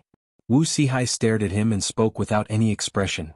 The rule of the 4 major clans supporting each other was set by the old ancestor. However, a group of people led by Yu wanted the Wu clan to establish their own clan. If someone knew that the old ancestor is still alive, I'm afraid someone would think of a way to stop me from meeting the old ancestor. The meaning behind these words couldn't be any clearer. It was to prevent Wu Jinggang's group from causing trouble. Wu Jinggang repeated "you" a few times and was so angry that he couldn't speak. The atmosphere was a little awkward as the clan head and grand elder started to argue in front of everyone. Wu Bao, who was frowning, suddenly spoke. Since the old ancestor has instructed again from today onwards, the Wu clan must not have any thoughts of separating from the four major clans. Wu Jinggang, do you remember this? Wu Jin and Wu Rui exchanged glances. They both understood that Wu Bao was the one supporting Wu Jinggang from behind. Otherwise, how would an elder dare to go against the clan head? The matter that was supposed to be investigated was easily resolved by Wu Bao's words. Wu Jinggang was saved. Wu Jinggang naturally understood and had a joyful expression. He bowed and said, "Jinggang understands. Alright, let's not talk about it anymore. However, some things still need to be salvaged." Wu Jin's gaze landed on the ruined Wu clan's ancestral hall. He frowned and said, "See Hai, find Yu Qianqiu as soon as possible. Return the spirit stones that were auctioned to him. Our Wu clan can't afford to kill him for embezzling the spirit stones. After we find Yu Qianqiu, whoever offended him will have to make amends." Wu Jinggang bowed and said, "Clan elder, the ancestral shrine was destroyed, and an elder and a few disciples were killed. Yu Qianqiu should be the one apologizing. Do you have the ability to get him to apologize to my Wu clan?" Wu Jin coldly spat out these words and flew away. Wu Rui also let out a sneer and flew away. The meaning behind his words was obvious. "Even we can't catch him, so how can you?" Wu Bao frowned and said, "Wu Jinggang, the Wu clan has a clan head. Everything will be done according to the clan head's wishes." After saying that, he also left. Wu Jinggang was stunned. Wu Sihai took a glance at him and immediately made some arrangements. After that, they went back to their respective places. Wu Lixue, who was lying on the couch in the quiet guest house, also noticed the green phenomenon in the sky outside the window. With her temper, she should have gone to watch the show.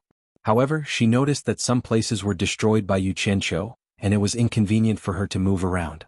When she saw that something happened in the direction of the ancestral shrine, she immediately thought that Yu Qianqiu went to look for her grandfather. In addition, she waited for a long time but he didn't come back. She was a little anxious. Due to her body condition, it wasn't convenient for her to meet people. Thus, she clenched her teeth and sneaked back home to inquire about the news. Wu Sihai and the rest of the clan were all there and they were still talking about Yu Qianqiu. Wu Sihai was a little worried. He didn't know how Yu Qianqiu would take revenge on the Wu clan. In any case, he had left behind some harsh words. As the Wu clan head, he had to be responsible for the clan.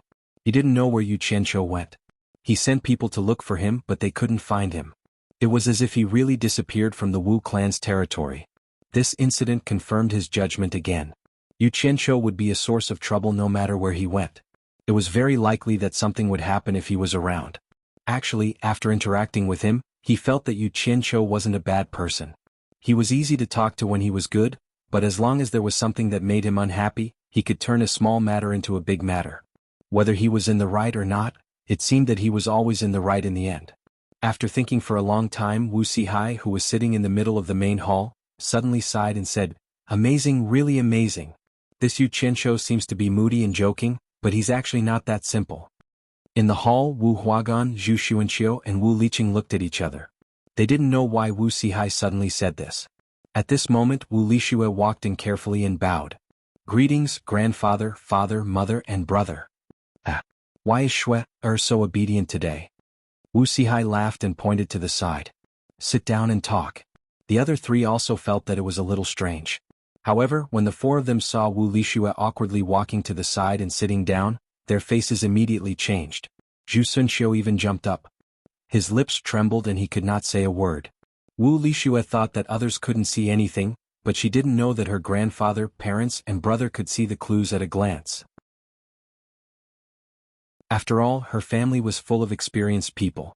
She was still fine when she went out in the morning, but now she was no longer a virgin. How could her family figure it out without saying a word? Seeing that her family was looking at her like this, especially her mother's reaction, Wu Lixue avoided her eyes and asked guiltily, "Mother, what's wrong?" Wu Sihai coughed and gestured to Zhu Xuanqiu to sit down, but the latter didn't see it. Wu Huagan frowned and pulled his wife, saying, "Father wants you to sit down." Zhu Xuanqiu looked at her father-in-law, her chest heaving up and down, but she still sat down obediently. Our Shui has really grown up. It was so lively at the ancestral shrine today, but Grandpa didn't see Shui go to watch. Wu Sihai forced a smile and asked, "Who was Shui playing with today?" Wu Lishua dawdled for a moment and replied guiltily, I didn't play with anyone. I just bumped into Yu Qianshou at the silent guest fort today. Later on he said he wanted to look for Grandpa. Oh yeah, Grandpa, where's Yu Qianshou? Everyone's expression became more and more strange. Wu Sihai coughed and asked, Shui, didn't talk to anyone else except Yu Qianshou today? Wu Lishua's cheeks were a little red and she nodded and said, I just met Yu Qianshou. After that, I stayed at quiet guest camp and didn't see anyone else. She didn't forget to ask, Grandpa, didn't Yu Qianshou go to find you? Where is he? Even an idiot could tell. At this moment, they finally confirmed the culprit that caused Wu Lishua to lose her virginity. It was actually Yu Qianshou who killed the Wu clan's disciple and burned the Wu clan's ancestral hall. Goddamn Yu Qianshou, Zhu Sunqiu will not let you go. Zhu Sunqiu couldn't hold it in anymore. He stood up and roared. Wu Lishua was a little dumbfounded. All of you get out. Wu Sihai shouted, I have something to say to Shui, alone. Seeing that Zhu Sunqiu was unmoved, Wu Sihai said in a deep voice, Wu Huagan, take your wife away. Zhu Sunqiu wanted to say something, but he was restrained by Wu Huagan and helped out on the spot. Wu Liqing followed behind. When he passed by his sister, he looked at her with a strange expression. He couldn't tell what expression he had. His best friend had slept with his sister. His feelings were complicated. When everyone was gone, Wu Sihai approached and smiled kindly. Shui, don't be afraid. Tell me honestly, are you in a relationship with Yu Qianshou? Wu Lishua suddenly looked up with a, how would you know expression. Under Wu Sihai's encouraging gaze, she nodded shyly and lowered her head. Recalling what Yu Qianshou had said to her, she twisted the corner of her clothes with her fingers, lowered her head and bit her lips. Grandpa, I'm already Yu Qianshou's woman, but I'm afraid that mother will, my Shui, has really grown up. You're a woman now. Good. Wu Sihai touched her hair lovingly and encouraged her. Don't be afraid of your mother. As long as you really like him, you can boldly pursue your own happiness. I'll take care of everything for you. Hearing this, Wu Lishua's uneasy heart was suddenly relieved. She smiled and said, Thank you, Grandpa. However, when she looked outside, she still had a lingering fear. Clearly, she was still a little afraid of seeing her angry mother. Wu Sihai saw her worry and laughed. I'll find your mother now and explain everything. You don't have to worry about anything. Also, it's not convenient for you. Go rest first. Grandpa, I'm going to ignore you. Wu Lishua pouted shyly and awkwardly fled. Wu Sihai looked up to the sky and laughed. Twirling his beard, his eyes glowed as he muttered to himself, Yu Qianshou, if you have the ability, don't appear. Once you become this old man's grandson-in-law, I want to see you jump into the sky. After escaping from the Wu family, Yu Qianshou returned to Utopia and immediately disappeared. He appeared next to the underground azure fire in Twilight Valley of the Demon Realm and tried to absorb the fire element to replenish what he had expended today. In the end, he did not find any resistance like last time, so he let loose and absorbed to his heart's content. After that, he looked at the underground fire hole and was considering whether he should go down and explore again when he suddenly covered his nose and sneezed. Yu Qianshou looked around and muttered, Damn it! Who's cursing me? Needless to say, it's definitely those old farts from the Wu family. Damn, today is inauspicious. It's best if I don't take the risk. With that said, he disappeared again. Chapter 290. When he reappeared, he was on a small hill outside of Twilight Valley, the place where Healy had brought him to Twilight Valley. He looked around. It was extremely quiet. His foot pushed aside some dirt, revealing a silver orb. Yu Qianshou smiled and covered it up again. When he had been standing here with Healy, he had secretly kept something up his sleeve just in case something unexpected happened. With a clang, the sword left its sheath and drew a white arc in the air. Yu Qianshou stepped on it and leisurely flew in the direction of Obedient Island. Was it really leisurely? Probably not. The vast lake was a deep blue, and no one knew what secrets were hidden beneath it. It was a place that not even Bai Changchun could pry into. As the streak of light flew over the lake, Yu Qianshou's mind was rapidly turning. This trip had delayed him for a few days. He didn't know if Bai Changchun had returned or not. Whether he had come or not, what he should say and what he should do needed to be carefully considered. To him, this was an enormous challenge filled with both risk and opportunity. Between him and Healy, one of them would surely suffer, and the crux would be Bai Changchun's attitude. If it really was as Healy had said, that Bai Changchun really did have some interest in him, then his chances of success in this adventure were rather high. Just the thought of one day reaching the deity transformation stage excited him. Yu Qianqiu let out a long sigh. If I want to obtain, I don't have to be afraid of paying. What's there to be afraid of? At worst I'll just run. The flying sword accelerated and shot forward with an indomitable will. After arriving in the sky above Obedient Island without any danger, Yu Qianqiu glanced down and was instantly so frightened that his hands and feet went numb and his little heart began to thump. In the open space in front of the house at the center of the island, two people were looking up at him. Bai Changchun had already changed from his farmer's attire into a plain robe and was expressionlessly staring at him. He Li, who was standing to the side, had a very unsightly expression as he looked up at Yu Qianqiu with an indescribable expression. As the saying went, riches and honor came from danger. Yu Qianqiu made up his mind. Hovering in the air, his face scrunched up as he wailed, "Senior Bai, I'm innocent." *CK. Before he could finish his complaint, a familiar force pulled him down from the sky and sent him crashing to the ground. This time it could be said that he came prepared. He was not as flustered as he was last time. The moment he landed, his divine sense had already locked onto Jin Zhu, and he could escape at any time. However, he did not do so. At the crucial moment he resolutely gave up. What did escaping mean? It meant that he might have given up the soul formation stage that everyone in the cultivation world dreamed of, and he might never have a second chance. For the dream that he had been pursuing with great difficulty, he decided that he would not give up until the very last moment of his life. Bang! The figure heavily smashed into the ground, shaking the entire ground. A pool of blood splattered from Yu Qianqiu's body in all directions. The pulling force this time was much stronger than the last time. If it was an ordinary person, they would have been smashed into a meat patty. Fortunately, he was not an ordinary person. His cultivation base more or less had some defensive power. A strong feeling of unconsciousness assaulted him. Yu Qianqiu felt that his body no longer belonged to him. He clearly felt that the moment he smashed onto the ground, the strong pulling force suddenly disappeared. There was even a force that slightly slowed down his falling speed. He only smashed onto the ground due to the strong inertia. It was also at that moment that he once again gave up his last chance to escape. What did this mean? It meant that Bai Changchun had shown mercy. At the same time, it also meant that there was a fleeting hope. The moment he collided with the ground, he smiled. I can't give up my last chance. I absolutely can't give up. Yu Qianqiu used all the willpower in his body to resist the feeling of unconsciousness that assaulted him like a tide.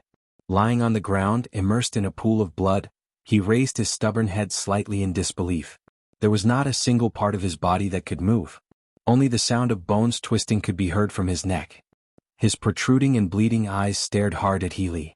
With an almost inaudible voice, he said, "Senior Bai, I'm innocent." That gaze was as if he had an irreconcilable hatred with He Li. It was as if he would not let him go even if he became a ghost. After saying that, the last thought in his mind was that he would win this time. Yu Qianqiu's head finally touched the ground in the pool of blood, and he completely fainted. That stubborn expression made even Bai Changchun, who had no distractions for more than 2,000 years, slightly twitched his face. He silently stared at the young man who had fainted in the pool of blood. He swept a cold glance at He Li and then looked at Yu Qianqiu. He Li, on the other hand, was frightened by Yu Qianqiu's dying words. He could feel his master's gaze sizing him up a moment ago. He turned around and cupped his hands. "Master, this Yu Qianqiu escaped from Shuntian Island without permission. His death is not to be regretted. I will throw him into the lake to feed the fishes so as not to dirty this place. He still has a breath left, just leave him here, don't bother about him." Bai Changchun released his divine sense to check on Yu Qianqiu's body. His eyebrows twitched unconsciously. His gaze was a little surprised. He then turned around and walked into the house, sighing, "If the heavens have feelings, whether he can come back to life depends on his own luck." "I know, master." He Li was a little unhappy, but his tone and expression did not show it. Bai Changchun sat cross-legged in the main hall with his eyes closed. He Li looked at Yu Qianqiu with a complicated gaze, then helplessly retreated. He Li didn't have the guts to play tricks in front of Bai Changchun. Inside the unconscious Yu Qianqiu's body, the golden pearl in his dantian suddenly emitted a dazzling golden light. Waves of warm energy began to flow from his dantian to his limbs, repairing his severely damaged meridians and limbs. Deep into the night, Yu Qianqiu, who was lying on the ground, suddenly let out an almost inaudible groan. Although the sound was weak, how could it escape Bai Changchun's ears? Bai Changchun released his divine sense and quickly locked onto Yu Qianqiu's body, checking on the changes in his body. A moment later, Bai Changchun opened his eyes. His eyes gleamed brightly in the darkness. He didn't expect Yu Qianqiu to be so heavily injured, yet he only used a short amount of time to recover. This brat didn't do any healing, nor did he take any medicine. His body was actually healing itself. Previously, when Yu Qianqiu had fainted, he had checked with his divine sense. Yu Qianqiu's bones and meridians were almost all broken, and he was barely hanging on to his last breath. Just like what Healy had said to Yu Qianqiu, as long as people came to the demon ghost region, as long as they didn't go too far, Bai Changchun would show some mercy. He wouldn't be as ruthless as he was to demon ghosts, killing them without mercy. But it was this mercy that made Bai Changchun discover the abnormality of Yu Qianqiu. Under the situation where his meridians and bones were broken, he shouldn't be able to use his Jinqi, but something incredible happened. This young man's body had the ability to recover on its own. Speaking of which, it had to be attributed to the mysterious effects of the golden pearl. Bai Changchun discovered that the mysterious power that healed Yu Qianqiu's body came from his dantian. However, with his cultivation he couldn't discover the golden pearl in Yu Qianqiu's dantian. This left Bai Changchun puzzled. In fact, no one knew, including Yu Qianqiu himself. Every time his body recovered, the purple chaos in Utopia would decrease. Of course, the decrease was insignificant compared to the massive amount of purple chaos in Utopia.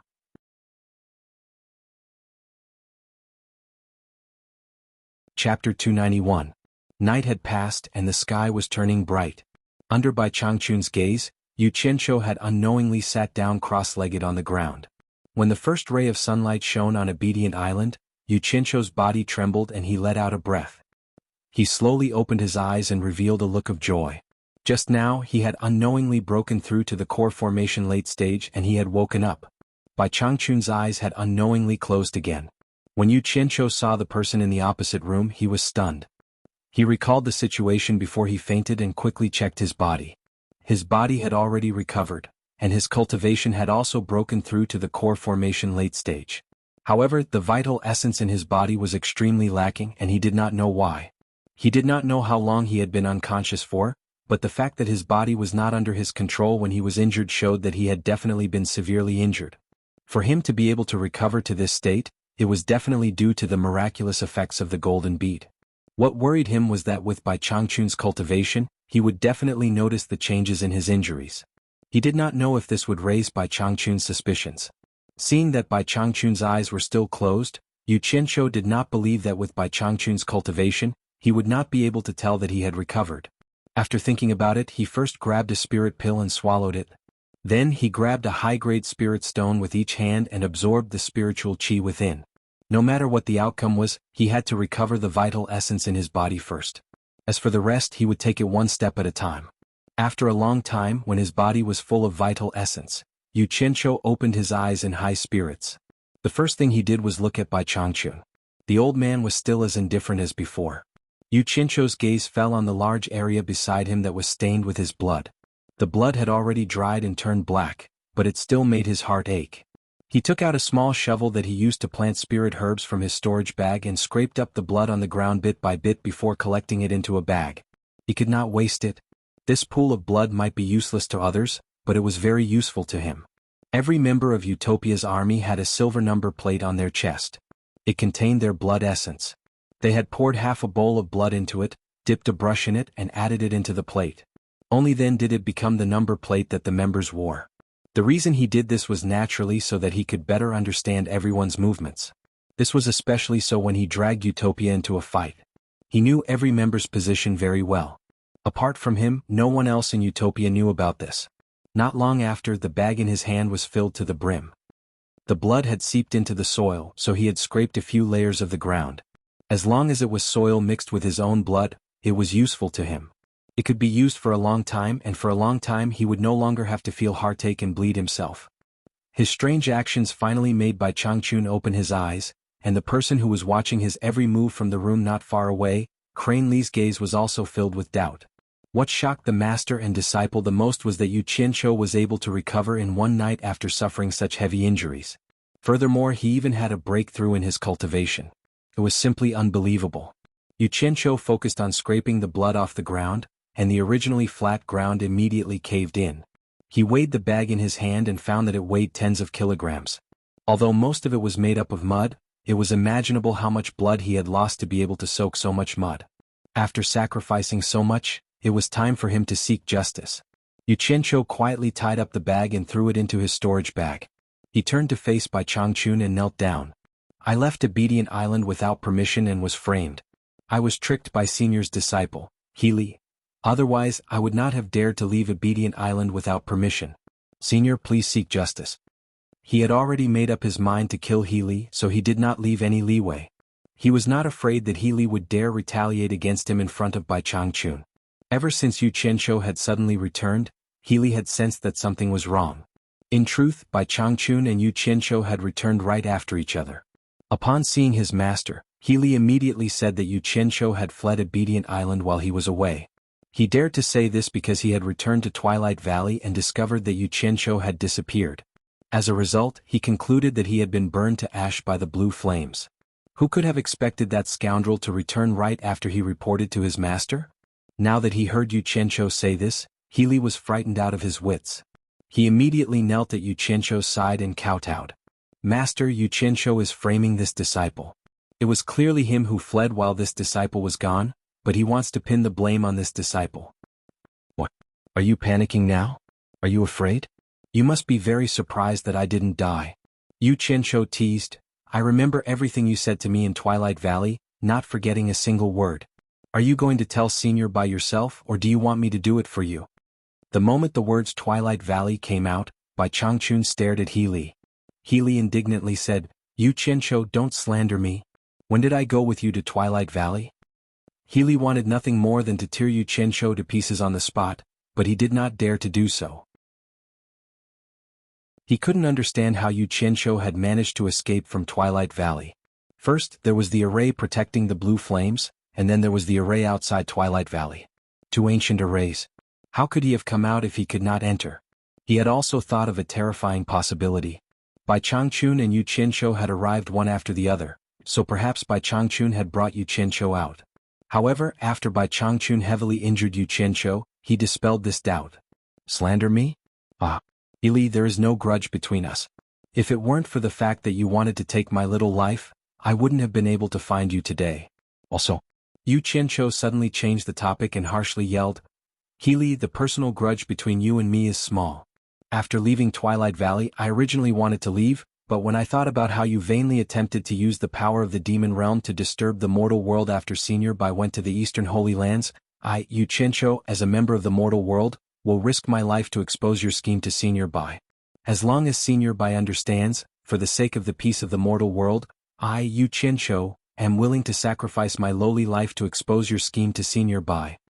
His words were spoken with a strong sense of righteousness, and there was a trace of the lofty sentiments of sacrificing himself to protect the Tao. As for what he was thinking, only he himself knew. When he looked at Bai Changchun, he was confident that he would have some sort of reaction, but Bai Changchun remained expressionless the entire time. He simply sat there, listening to the two argue, showing no reaction. This made Yu Qianqiu's little heart a little nervous. Master, this person is speaking irresponsibly and deliberately driving a wedge between us, master and disciple. He definitely doesn't have any good intentions. This disciple is willing to kill such a vile person. Healy hurriedly explained. He had actually wanted to silence Yu Qianqiu by killing him. He knew that he had been too careless at the time, believing that Yu Qianqiu could not escape Twilight Valley, so he had said many things that he should not have. If he had allowed Yu Qianqiu to continue, it would have been impossible for Bai Changchun not to believe him. Healy expectantly stared at Bai Changchun. As long as his master nodded, he would kill him. Yu Qianqiu sneered, You want to silence me? Healy, you are a smart person. You should know that Senior Bai's divine eyes are like lightning. All deceit and deception are useless. Obediently admit your guilt. That will save me the trouble of exposing your past. Perhaps Senior Bai will spare your life for the sake of our relationship as master and disciple. You must know that there is a good saying in this world. Those who confess will be lenient, those who resist will be severely punished. Can't you see that Senior Bai isn't saying anything because he wants to give you one last chance? Bai Changchun gave Yu Qianqiu a strange glance. Healy, on the other hand, broke out in a cold sweat and yelled, Yu Qianqiu, shut your mouth. Stop talking nonsense and trying to bewitch people. Chapter 292. Who's spouting nonsense? Yu Qianshou glared at him. You called Senior by an old fart behind his back. Do you admit it? Healy paled in fright and could no longer kneel. He hurriedly stood up and yelled, Yu Qianshou, if you keep talking nonsense, don't blame me for being impolite. With the other's provocation, Yu Qianshou's character from back when he roamed the streets once more appeared. There was nothing to be afraid of in a quarrel, let alone a duel. He stopped kneeling and immediately stood up. He rolled up his sleeves and pulled out his sword. He held the sword in his hand like a machete and waved it twice. He sneered and said, Birdman, you want to fight because you have a guilty conscience, don't you? You don't dare to let me finish? His image as a street scoundrel caused by Changchun's eyes to freeze for a moment. Healy glanced at his master and bit his lip until it was white. In the end he did not dare to attack, but his entire body trembled in anger. He had lived in the demon region for many years. Although his cultivation was not at the peak, whether it was the Yao King or the Ghost King, no one dared to act so rudely with him. Today he had finally met his match. Yu Qianshou seemed to realize that his current appearance was a disgrace and had ruined the righteous image he had just put on. With an embarrassed expression, he sheathed his sword and cupped his hands to Bai Changchun. Senior Bai, that day Healy told Junior that Senior had gone out and would need 10 some days to return. He also told me that this world had 3 true flames and that Twilight Valley hid one of the 3 true flames, the Azure Flame. He spent all his effort to entice Junior's heart and finally tricked Junior into entering Twilight Valley? Nonsense, it was clearly you who used the roasted fish to trick me into taking you there. Healy's voice was harsh, his 2 hands forming into claws. Gray evil energy curled around his fingertips and seethed with killing intent. At the slightest misstep he would deliver a fatal blow. To the side, Yu Qianshou naturally saw and sensed this, and he immediately became cautious on the inside. Why would I lie to a birdman like you? If you didn't tell me about Twilight Valley's hidden blue and that 9 nethers hidden black, who the hell would know that there was some 3 true flames here? I've never even heard of them before. What? Do you really want to kill someone in front of Senior Bai? Yu Qianshou put on a disdainful look, he turned around and continued to salute. Junior was trapped by Healy in the green fire great array, only then did I know the cause of the matter from his mouth. He said that the senior wanted to pass the position of torture envoy of the demon ghost region to someone called Mr. Nongzhu, but that Mr. Nongzhu was not willing to take over. Instead he suggested letting Healy take over. In the end, I happened to come to Obedient Island and lived here as an outsider for the first time. Healy was worried that Senior would pass the position of punishment envoy to me, so he wanted to kill me. The reason was that Senior and I were both humans while he was a demon. After some insider information that outsiders did not know was revealed, Healy's face turned ashen. He knew that everything was over. His claws returned to normal, and the vicious aura retracted back into his body. He stood there as if he was waiting for death. He was well aware of his master's cultivation. If his master wanted his life, he wouldn't even have a chance to do so. Yu Qianshou glanced at him and proudly continued, Junior found it strange at the time. With his cultivation he could have killed me anywhere, so why did he have to go through so much trouble to lure me to Twilight Valley's green fire great array?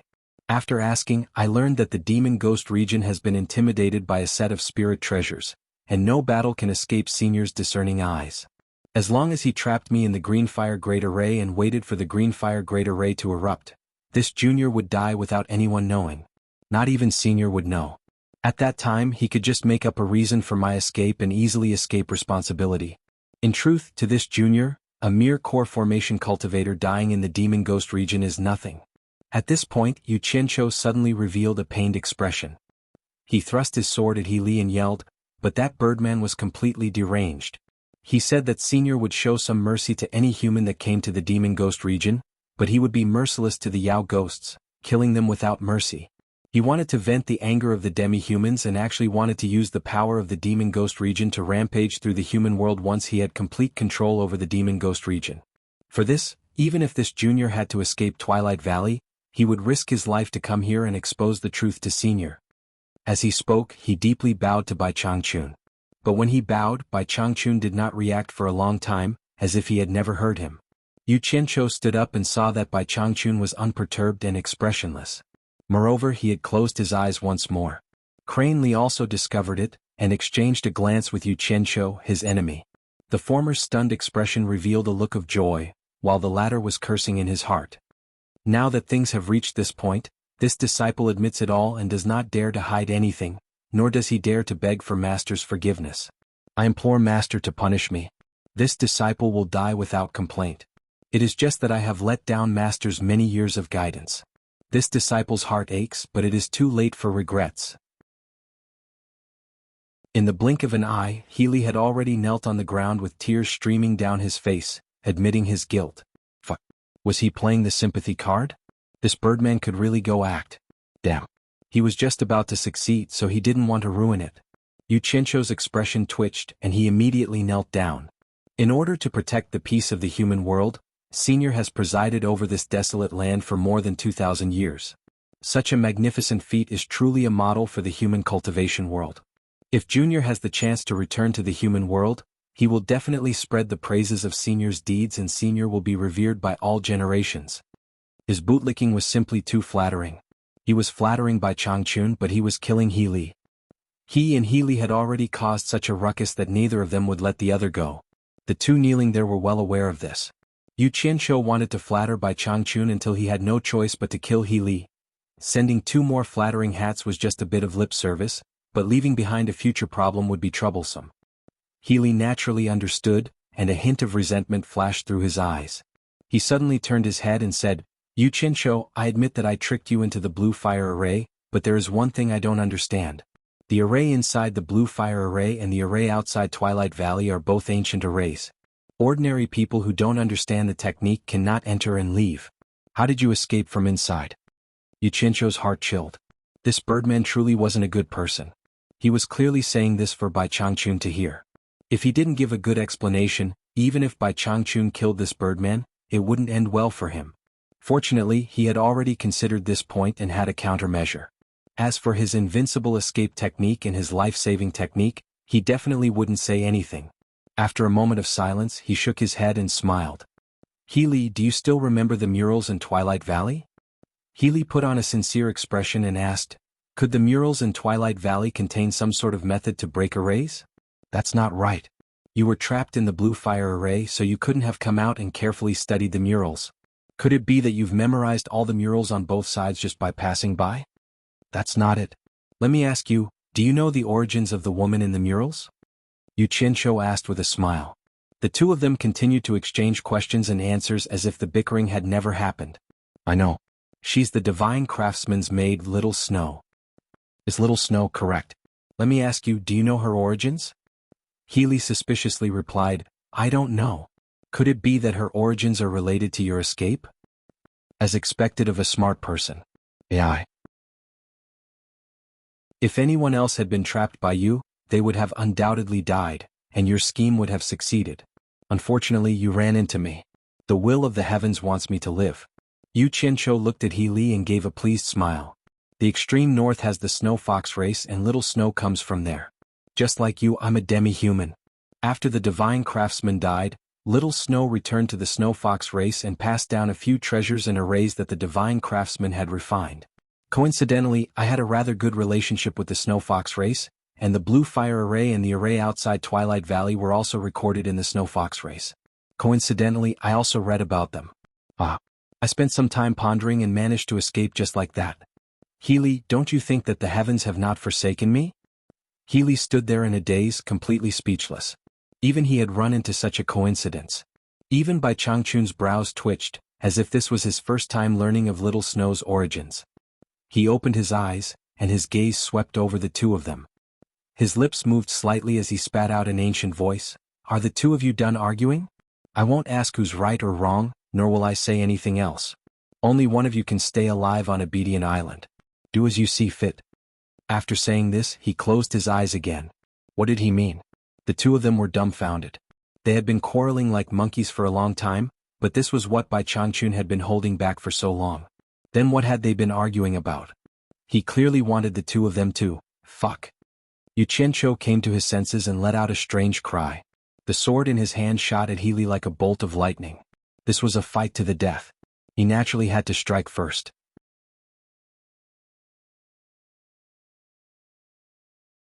Chapter 293. When Healy heard his master's words, he was overjoyed. His cultivation level was clearly higher than Yu Qianzhou's by a large margin. His master's actions were clearly biased towards him. But before he could finish being happy, Yu Qianqiu made the first move. He didn't even greet him and attacked. Yu Qianqiu's actions were considered a sneak attack. But the difference in their cultivation levels was too great. It would have been strange if a sneak attack had succeeded. Heli roared, "Despicable." At the same time, his fingers formed 5 claws and he waved his hand to deflect the flying sword. The two of them were very close. After the flying sword was deflected, Heli aimed for Yu Qianqiu's shoulder. Yu Qianqiu wasn't an idiot. He knew that the chance of this sword injuring his opponent was very small. When he released the flying sword, he slapped the ground with his other hand. The kneeling person stood up and bounced into the air. The flying sword that was deflected by Heli returned in a blink of an eye and caught Yu Qianqiu. "You feathered animal, you dare to say the word despicable in front of me? Are you done being despicable and I'm not allowed to be despicable? I said the wrong thing. How can I be the old man of a feathered animal?" Yu Qianqiu stood in the air and cursed. At the same time, "Xiao xiao" sounds could be heard. Nearly 100 flying swords flew out from his storage pouch and circled around his body. It was a spectacular sight to behold. Once the flying swords appeared, he could immediately feel that after his cultivation level reached the late stage of core formation, he could control them more freely. To Heli, he felt that this was a battle without any suspense. It was an opportunity given to him by his master. Looking up at Yu Qianqiu, he sneered, "You're the one who asked for it. Don't blame me." His hands formed into claws and slowly lifted up. The vicious energy around his claws reappeared and solidified into something that looked like scales. His hands looked like claws. Evil chi emanated from his claws and revolved around his arms, slowly covering his entire body, forming a faintly discernible membrane on the surface of his body. Yu Qianqiu narrowed his eyes as he looked down. This was the 3rd time he had fought against a master in the middle stage of the crossing calamity stage. The first time he caused trouble at supporting Immortal Island's new talent assembly, he was severely injured by Dongfang Chang'ao and fled. The second time was not long ago when he had a small test with Wu Jinggang. He didn't expect the 3rd time to come so soon. This time was different from the previous 2 times. It would be a fierce battle. Although he didn't know what Bai Changchun's intentions were, he wouldn't give up easily until the last moment. He only had one chance to ride on Bai Changchun's coattails. If he didn't try his best, how would he know the result? Therefore he wouldn't run away easily. He was destined to fight to the end. Ever since he started cultivating, he had never used his full strength in a battle. Today he would get what he wanted. After noticing the change in He Li's hands, a thought suddenly flashed in Yu Qianqiu's mind. He had never seen this birdman holding any weapons. His original body was a crane. Could it be that he was used to using his claws? The membrane on his body was naturally his protective aura. He didn't know if his flying swords would be able to break through his aura. Go! Yu Qianqiu opened his eyes and pointed down with the sword-driving art. Among the swords that were dancing around him, 50 flying swords flashed in all directions, drifting erratically around He Li, appearing and disappearing at a speed that was hard to predict with the naked eye. Their speed was extremely fast, quietly approaching the target. Now that his cultivation had increased, he could control flying swords with such ease. Feels so good. This was what Yu Qianqiu was thinking at this moment. He Li was as motionless as a mountain, his eyes darting left and right as he guarded against any sudden attacks from the flying swords.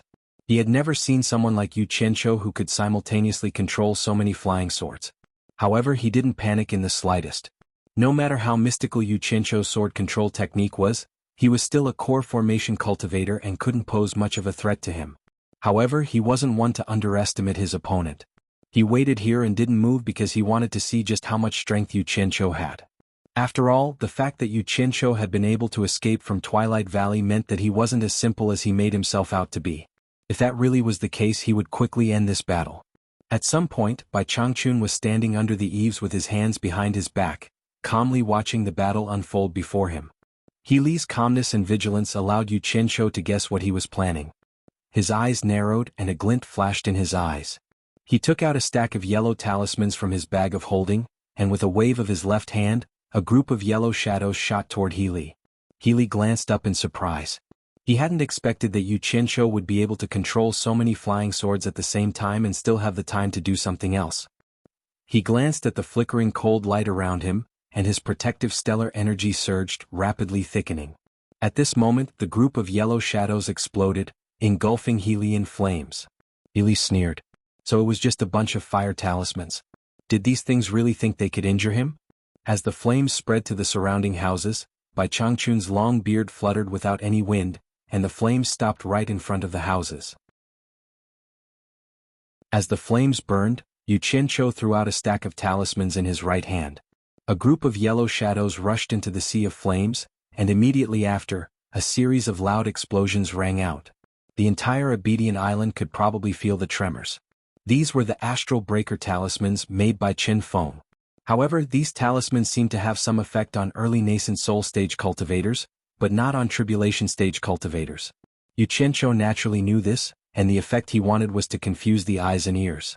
The astral breaker talismans rang out, and Yu Qianqiu formed a hand seal. Within the sea of flames and smoke below, a cold light flashed continuously, followed by a series of rapid explosions that lasted for a long time. However, after a short while, the explosions gradually faded until there was no more movement. In the air, Yu Qianqiu's expression changed. The 50 flying swords that he had released were all gathered together, and were no longer under his control. What was going on? Not long after, the flames burned out, and the smoke from the astral breaker talismans gradually dissipated. He Li's ferocious smile appeared, and in his hand was a large number of flying swords that were gathered together. These were the flying swords that Yu Qianqiu had released. Yu Qianqiu was shocked. The flying swords were so fast, but they were all caught by He Li. Is that all you've got? He Li sneered. As he spoke, he twisted his hands, and the 50 flying swords that had been tempered by the black gold sand made a zhi-zhi sound. In the blink of an eye, he twisted them into a ball and threw them to the ground. Damn it! What kind of rotten claw is that? It's simply abnormal. Yu Qianqiu's eyelids twitched. Even though he was at a disadvantage in a fight, he still had to take advantage of his words. Then I'll let you know the power of my crane claw. He Li snorted coldly. His figure suddenly disappeared. It was as if he had teleported. He felt that he had figured out Yu Qianqiu's background, so he immediately launched an attack. Yu Qianqiu's pupils shrank. Could it be the teleportation at the end of the crossing calamity? No. He vaguely saw a shadow flickering in the air. It was definitely not teleportation, but because the speed was too fast. Yu Qianqiu immediately felt a fatal threat. With a thought, the surrounding flying swords danced around his body, forming a cold light to protect his body. Dang, a crisp sound was heard. Several flying swords were slapped away. Due to the obstruction of the flying swords, He Li appeared not far away. He drilled through the sword net and stretched out his claws. Yu Qianqiu was shocked. With a thought, the surrounding flying swords turned around and shot towards He Li like a torrential rain. Unfortunately, they collided with He Li's protective aura chi and bounced off. They simply could not break through his protective aura chi. Well, a person who was not good at long-range attacks but good at close-range attacks would certainly have a stronger defense. Yu Qianqiu was chased in the air. He dodged left and right. The bounced flying swords were once again regrouped and continued to attack. Rapid explosions resounded in the air. Although He Li was not afraid of these flying swords, they still hindered his flying speed. He could not catch up to Yu Qianqiu in a short period of time. After a long time he was naturally annoyed. His hands moved like a phantom. Every flying sword that flew towards him was caught by him. As long as they were caught, Yu Qianqiu would not be able to take them back based on his cultivation. Other than those who were at the end of the crossing tribulation, this was the first time Yu Qianqiu had seen someone who could attack so quickly. His flying swords were already fast enough. But his opponent was actually able to catch them with his bare hands. This was a little too fast. He did not know that He Li was a crane of the demon race. He was most proficient in speed. How could an ordinary person compare to him?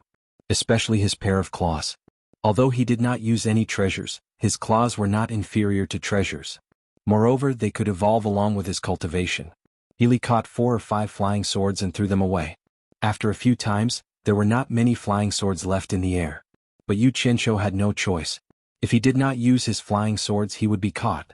Fuck. When the last few swords in the air were twisted into a dough twist, Yu Qianqiu let out a strange cry. He Li had already shot towards him like lightning. Yu Qianqiu did not dodge.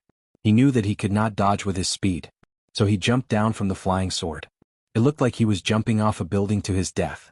The flying sword under his feet played its final role in blocking the enemy. It whistled as it shot towards He Li. Yu Qianqiu shouted as he fell, "Senior Bai, save me." His voice was extremely miserable. Creak. The last sword was sacrificed. He Li laughed evilly and pounced towards Yu Qianqiu. He stretched out his claws and pierced the top of Yu Qianqiu's head. Looking down, he suddenly saw Yu Qianqiu raising his head and looking at him coldly. Yu Qianqiu raised his hand and pointed 2 fingers at his own claw. He was really courting death. Crane Li's smile became even more radiant. His 5 claws fiercely clasped onto the 2 fingers that Yu Qianqiu had pointed at him. If nothing unexpected happened, they would be able to see a badly mutilated scene and miserable screams. But an accident really happened. The moment the fingers and claws intersected, Yu Qianqiu's 2 fingers flashed with a demonic green light. He Li's claws immediately felt a burning pain. The gang qi covering his claws was instantly broken. You don't know the immensity of heaven and earth. Yu Qianqiu coldly snorted. He had condensed the highest temperature of his blue flame to unleash this attack. He had spent half a day putting on a show just to wait for Li He's carelessness. In this battle it was either you die or I live. There was no room for negotiation. He Li could not run away. Although the power of the blue flame was huge, but with his opponent's high cultivation, it would be difficult to get close to him. He Li could not catch up to him. No matter how powerful the blue flame was, it would be useless if it could not hit him. After witnessing He Li's speed, Yu Qianqiu was even more determined to lure the enemy. Only when the enemy was careless, would it be the best opportunity for his blue flame to show its power. And this attack really worked. The green flame shot out from his 2 fingers instantly broke through Heli's earth energy, and directly burned the claw that was reaching out towards him to ashes. Yu Qianqiu would not give him a second chance. Even if he worked hard to lure the enemy, he would not give He Li a chance to turn things around. Ya! Yu Qianqiu roared. Before he could even retract his finger, a burst of vigorous green flame surged out of his body. The incomparably high temperature quickly engulfed He Li, who was on top of him. The green flame spun and emitted a hoo-hoo sound. Then, a green pillar of flame soared into the sky and wrapped around He Li with an imposing aura that shook everyone's mind. Ah! It's the blue fire? He Li let out a blood-curdling scream. When he came to his senses, he twisted his body, but before he could escape, he disappeared within the flames. In the end, he was unable to resist the burning of the blue flames that Yu Qianqiu had used to kill his enemies. Bai Changchun, who was under the eaves, witnessed this scene. His eyes flashed, but he did not say a word.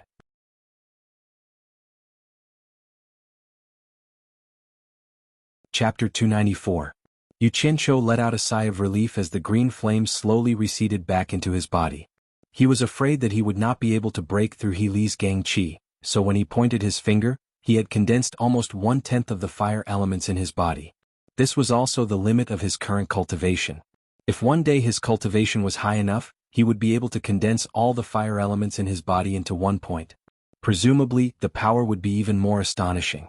This was like comparing a piece of burning paper to a piece of burning firewood. After igniting, the paper and firewood may both release flames of the same size, but if you grab the burning paper, you might be able to extinguish it. Of course, your hand would be burned.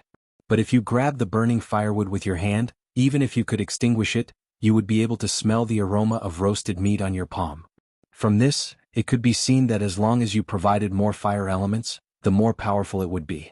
This was the same principle as the flames released by Yu Qianqiu. Under the suppression of a flame of the same size, the more fire elements Yu Qianqiu provided, the higher the temperature. That small point contained 1/10 of the fire elements in his body. In addition to the overbearing nature of the green flame, how could He Li endure it? The compressed green flame, in addition to the released from his body, instantly forced out nearly 30% of the fire elements in his body. Although a lot of it was recovered in the end, there was still nearly 1/10 of the fire elements in his body. Yu Qianqiu smiled bitterly. If he had not met such a strong opponent, he would not have been so extravagant. If he had to do it a few more times, the fire elements in his body would only be enough for him to use it 10 times at most. Turning around silently, Yu Qianqiu looked at the legendary celestial being. He did not know what would happen next. After all, he had killed Bai Changchun's disciple, and he had comprehended the star flame fire art from the stars. If Bai Changchun comprehended the star flame fire art from the heavenly Tao, Bai Changchun would understand with a single glance. But if it was different, Bai Changchun would naturally question him, especially when he used the azure flame. A core formation cultivator can actually kill a tribulation passing stage cultivator. You do have some skill. No wonder you dared to break into my Shantian island. Bai Changchun stood under the eaves and nodded. He could not see how He Li's death affected him. Yu Qianqiu bowed and said, "Senior is overpraising me. Heli was careless. I only succeeded by chance." Rumor has it that there is a god of fire in the immortal world, but I have only heard of fire-controlling magic tools in the mortal world. I did not expect that I would be able to broaden my horizons today. There is actually someone who can use his own body as a magic tool, storing fire in his body to be controlled. However, this method of control is a little clumsy, otherwise Heli would have been defeated by your hands long ago. I don't know which expert taught you this technique. To be able to have such a divine ability, I presume your master is not a nobody in the cultivation world. Can you tell this old man? This old man wants to pay a visit. Bai Changchun said indifferently. Yu Qianqiu smiled bitterly. I won't hide it from you, senior. I have 2 masters, but unfortunately I didn't inherit their teachings. Currently all the skills I use are self-created and I practice them randomly to protect myself. Self-created? Bai Changchun's expression was slightly moved. Anyone who was able to create their own cultivation technique was an outstanding genius, and their achievements were higher than ordinary people. Even Bai Changchun himself was like this. His eyebrows twitched as he asked, since you have a master, why didn't you inherit their teachings? Why don't you tell me? It seemed that this old fellow's Tao was different from his own. Yu Qianqiu speculated to himself. He immediately recounted how he had become Ong Kuangsang's disciple and how he had been abandoned on Fuxian Island. Of course, he only said things that were beneficial to him, and he deleted the unfavorable parts. In short, he described himself as extremely wronged. So that's how it was. Bai Changchun nodded, not expressing any doubt. He then asked, did you use Twilight Valley's Azure Flame just now? Senior is wise. Heli trapped me in the Azure Fire Array, but he did not know that this junior was like a fish in water. This junior precisely used the Azure Flame, Yu Qianqiu replied. He also understood that if he wanted to stay in the demon realm, the secret of this fire technique would be exposed sooner or later. It was better to tell the truth to avoid trouble later on. Heli trapped you in the Azure Flame, but in the end he died to it. It could be said that the heavenly Tao's cycle of retribution is not pleasant. Bai Changchun calmly gazed at Yu Qianqiu and said, I said before that between you and Heli, only one can stay alive on Obedient Island. Since you have survived and have no master, then stay. Starting from today, I will leave the deficient flame profound fruit to you. Be careful not to make any mistakes or else I will not forgive you. After saying this, he returned to his room and sat down cross-legged. He then added, repair the damaged ground outside the room. He then closed his eyes. He said all this, not caring whether Yu Qianqiu agreed or not. It was over just like that? Yu Qianqiu froze and then looked at the craters on the ground. These were all caused by his astral-shattering talismans. He did not dare to ask any more questions. First, he collected the flying swords that were twisted by Heli. Although they were already useless, the materials were still there. They could still be used if he refined them again. It was not difficult to level the ground again. He just had to go outside and dig some soil to fill it. Then he swept the ground and it would be done. Then he went to the deficient flame profound fruit that was originally under Heli's care. Looking at the fiery red leaves swaying in the wind, Yu Qianqiu suddenly felt a bit of a toothache. This piece of land, in addition to his original land, was enough for him to work hard. But this was not a big deal. The key was that each of these plants needed high-grade spirit stones to grow every day. Yu Qianqiu pinched his chin and was a little unhappy. The old man didn't give him any benefits, nor did he hint that he would pass the position of torture envoy to him in the future. Did he want him to pay spirit stones in advance to help him grow vegetables? Over time it would not be a small number. Sigh. The old man does not know how to behave. He did not even give me any verbal encouragement. You are ruthless. I admit defeat. Just as he was complaining in his heart, Bai Changchun's voice sounded in his ears. I have already sent a message to the entire demon ghost domain. From today onwards you are my disciple. You can walk freely in the demon ghost domain, and no one will make things difficult for you. The spirit stones needed to grow the deficient flame profound fruit can be asked from any demon king or ghost king in the demon ghost domain. They will give it to you. And then, Yu Qianqiu nodded his head in a daze. His face was full of surprise and he could not hide it even if he wanted to. Happiness came too suddenly. The old man looked very boring, but he did not expect him to like to surprise people. Look, he accidentally became the old man's disciple. Wouldn't he be able to do whatever he wanted in the demon ghost domain in the future? Damn. There were many good things in the demon ghost domain. Not bad, very good. Disciple understands. Yu Qianqiu bowed towards the center of the island. He stood up and counted with his fingers. This was already his third master. However, this master was not an ordinary person. The first two masters could not be compared to him. The moment he opened his mouth, he gave Yu Qianqiu an inexhaustible amount of money. Get to work. Without saying a word, Yu Qianqiu took out a pile of spirit stones and busied himself. It did not matter if he paid the capital first. Anyway, someone would reimburse him. His enthusiasm was like the overflowing yellow river, endless.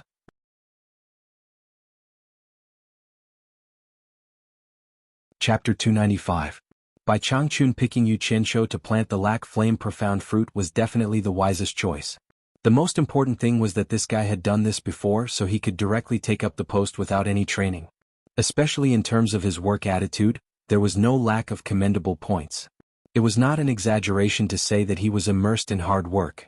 There were about 200 lac flame profound fruits in the piece of land that he had opened before, but there were about 1,800 left by Healy, so there were about 2,000 in total. Calculating it, he would consume more than 2,000 high-grade spirit stones every day. After calculating, the busy Yu Qianqiu was thinking about when to go to the Ghost King's house to get to know them. 2,000 a day in a year, it would be more than 700,000 high-grade spirit stones. In the cultivation world, it was enough to support several small sections.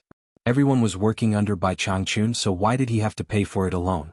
Thinking about how he still had a large number of subordinates to support, and how high the salary he gave to his subordinates, the expenses were huge. Since I am already by Changchun's disciple, then what I have is masters. Helping master to support a large number of people is my duty. For the time being, it is better not to tell master. I will help master take care of them secretly and find a suitable opportunity to tell master. After finding a reason to comfort myself, the work was done. Yu Qianqiu cast his gaze outside the Thousand Li Ping Lake. Those demon kings and ghost king who were mingling in master's territory should pay some taxes. What excuse should I use to collect them? Oh, I will just say that I am collecting protection fees. Yu Qianqiu was in a good mood and let out a long sigh of relief. Awesome.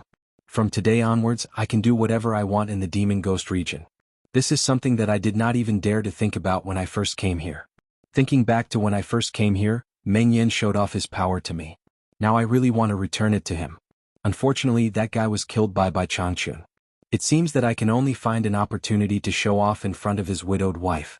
Speaking of Yu Ji, at this time, Yu Ji was sitting in the Ghost King's hall with inexplicable surprise. The news of Meng Yan's death really made her sad for a long time. The fate of the two of them for countless years had ended here. Meng Yan, who was dead, could not be with her in the next life forever. The dead was dead and the living still had a future to walk. After experiencing the prosperity of the human world and experiencing the tribulation, she became a ghost cultivator for thousands of years. Yu Ji was sad. She thought that without the protection of Meng Yan, she would fall under the crotch of other ghost cultivators, with her appearance. Who knew that Bai Changchun would give her the power of the Ghost King here, which was Ghost Yan? It was a surprise. Yan. Although her cultivation was not very high, as long as she was still in the demon ghost territory, no one dared to disobey Bai Changchun's decree. However, today Bai Changchun's message surprised her again. Yu Ji was stunned for a long time. Healy deceived his master and destroyed his ancestors. He committed treason and heresy, and has been executed. Today I have accepted a new disciple named Yu Qianqiu, and I hope to cooperate with him in the demon ghost territory. She thought she had heard it wrong. Yu Qianqiu? Was it that Yu Qianqiu? That Yu Qianqiu actually became Bai Changchun's disciple? After coming to herself, she immediately confirmed her guess. Who else could Yu Qianqiu be except the Yu Qianqiu who broke into the demon ghost territory and was detained by Bai Changchun? He became Bai Changchun's disciple? He became Bai Changchun's disciple. Yu Ji sat on the throne with an inexplicable expression. She still remembered the oath that Yu Qianqiu made to her in the past. He said that when he had the ability he would take her and her out of the demon ghost territory. Now that Meng Yan was dead but she was still alive, then Yu Qianqiu must fulfill the oath that he made in the past. Otherwise, cultivators would suffer the wrath of heaven. Yu Ji's bright eyes sparkled, and there was no doubt that there was a hint of joy in her eyes. She had made a forward-looking investment in the past, just for a possibility. She didn't expect that such a thing would happen. It seemed that there was a high chance that she could leave the demon ghost territory. Under the throne, 2 rows of ghost generals in armor stood in great numbers. The group of generals had suspicious looks on their faces. They all noticed the abnormality of Yu Ji. Sai Zhangfei stepped forward and cupped his fists. Madam, did something happen? Hearing this, Yuji restrained her emotions and her expression became solemn. She looked down at the people below, but her heart was in turmoil. I've had enough of this half-human, half-ghost life. I don't want to be the ghost king who has power over a region. Whoever wants to be can do it. I only want to be reluctant to part with the world of mortals.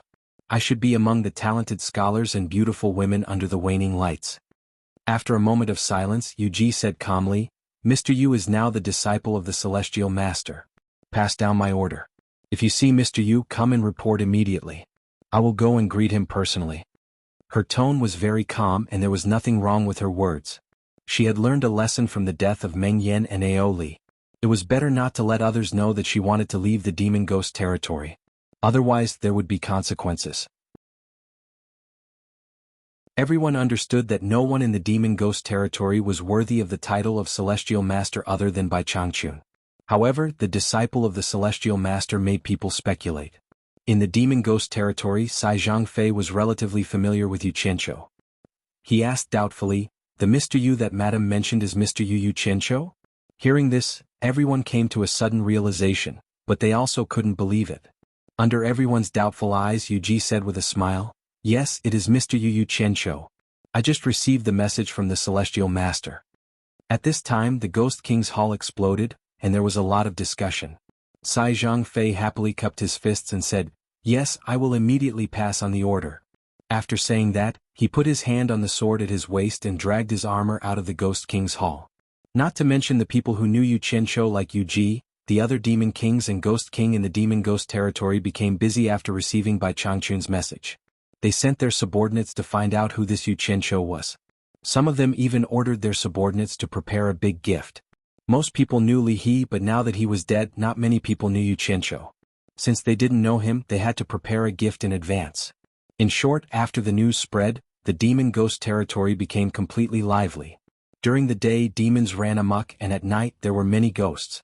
Everything was for the unknown Yu Qianqiu. The demon ghost domain was a bit chaotic. If Wu Sihai from the four great clans knew about this, he would definitely not find it strange. He had long since come to a conclusion that no matter where Yu Qianqiu went, there would be some trouble. It would be strange if nothing happened, and Wu Sihai had already experienced it many times. In fact, it had to be said that the people who were preparing to send the gifts were all very wise people. They did not know that Yu Qianqiu was already thinking about how to collect protection fees from them. Yu Qianqiu would definitely be very happy to see the gifts.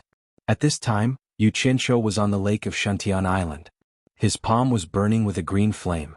He was refining the 100 flying swords destroyed by Li He. The clear water in the lake was just right for the swords. He had to refine them again. With his current cultivation, he still couldn't fly. Without flying swords, he couldn't leave Shantian Island. He couldn't possibly row a boat or swim. Although Qin Feng had many flying swords in Utopia, they were definitely not as good as these ones that were mixed with mystic gold sand. Furthermore, if he were to collect protection fees and encountered someone who was blind, he could not possibly use Bai Changchun for such a small matter. The better the flying swords, the more useful they were. He wasn't afraid of Bai Changchun finding out. Anyway, Bai Changchun already knew the secret of the green flame, so there was no need to hide it. However, Bai Changchun, who was sitting cross-legged in the room at the center of the island, suddenly opened his eyes when the balls of molten metal were being refined into flying swords skillfully and casually in the green flame on his palm. Bai Changchun, who was sitting cross-legged in the room at the center of the island, suddenly opened his eyes. His soul consciousness quickly moved to the surroundings of Yu Qianqiu, who was immersed in refining the swords, but the latter was completely unaware of it.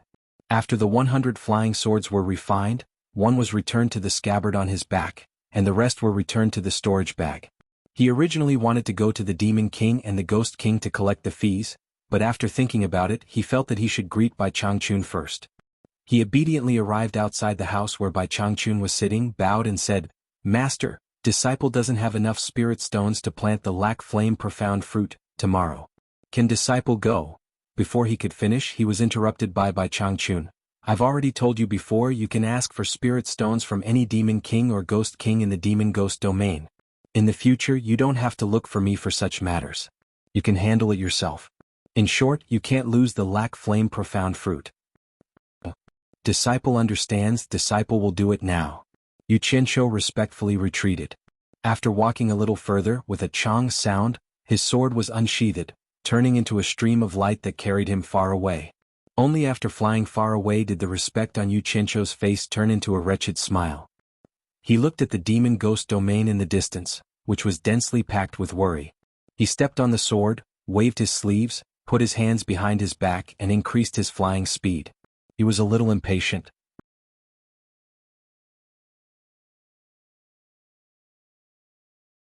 Chapter 296. Flying out of the 1,000-mile lake, he immediately felt like he was in another world. The sunlight from before was already far behind him, and the dark and strange atmosphere caused the temperature to drop a few degrees. Yu Qianqiu stood on his sword and stopped in the air, looking around with a strange expression. He was anxious and didn't know where he had gone. Between the mountains, there was an abundance of vegetation, ancient trees and wisteria. All kinds of ancient and strange plants were densely packed together. Based on his previous life's logic, it was hard to understand why there was such an abundance of vegetation in this place that never saw the sun. All kinds of strange cries came from all directions, and the strange atmosphere reminded him of the first time he came to the demon ghost region with the various sects for training. At that time, some people wanted to fly in the demon ghost region with their swords, but before they could fly far, they were swallowed by the red light that suddenly appeared. Just thinking about it made him feel uneasy. Although he was here under the name of Bai Changchun, no one here knew him. What if some demon or ghost made a mistake and killed him? Safety first. Yu Qianqiu lowered his flying altitude and slowly flew about 2 to 3 meters above the ground. He carefully flew through the dark forest. The vegetation that passed by him was clearly lush, but it gave people a feeling of lifelessness, which made him even more careful. After flying for a short while, Yu Qianqiu suddenly stopped. His nostrils flared and he smelled a rich fragrance. It should be the fragrance of a flower. Could it be that his luck was so good that he encountered some rare spirit grass the moment he arrived? Yu Qianqiu's eyes lit up. His body flashed and he passed through a gap between the vines. He flew his sword towards the source of the fragrance, and went deeper into the forest. The fragrance became stronger, and the strange noises gradually lessened. Before he saw the spirit grass that he had imagined, he first heard a series of pi pi pa pa pa sounds of fighting. That's right, it should be the sound of fighting. Yu Qianqiu was stunned for a moment. He placed his feet on the sword and squatted down gently. He nestled on the sword and slowly flew towards the place where the fight was taking place. The way he flew on the sword was indeed not very pleasing to look at. It felt like he was a thief. After flying for a short distance, a beautiful bright yellow suddenly appeared in front of him. Huge yellow flowers rose from the ground. Just the flowers alone were like huge millstones, and they were as tall as a person. That alluring fragrance was coming from the flowers. Yu Qianqiu was quite shocked. He had never thought that there would be such a large flower in this world. It was simply inconceivable. As expected of the devil domain, there were all sorts of strange things. Peach Blossom, I think you should just follow me. Hee. A burst of strange laughter came, followed by a clear woman's laughter and scolding. You dare to have ideas on this fairy. Old Monster Teng, aren't you afraid that Grandma Teng will pull out your root of life? Fairy? Yu Qianqiu's eyes lit up. Could it be that there were beauties here? He was no longer in the mood to appreciate the huge yellow flowers. Instead, he used the big yellow flowers as a cover and moved towards the place where the fight was taking place. After getting close, he hid behind a yellow flower and secretly peeked at the fight not far away with shifty eyes. In a spacious area, green whip shadows and pink flower shadows danced in the air. An old man stood motionless. He was covered with rattan branches, but this was not the strangest thing. Several rattan whips stretched out from his back, making whooshing sounds. His opponent was a pink-clothed woman. Her graceful figure danced in the shadows of the whip, and her slender fingers constantly scattered peach blossoms in front of her to protect her body. Occasionally she could also shoot branches at her opponent. Damn it. So it was a fight between two fairies. Yu Qianqiu raised his eyebrows disapprovingly, but he still watched patiently. This was the first time he saw fairies fighting. He watched with great interest, but he did not notice that a big yellow flower behind him had quietly turned around. The petals, which were already big, were slowly opening up, facing Yu Qianqiu as if it was opening its bloody mouth.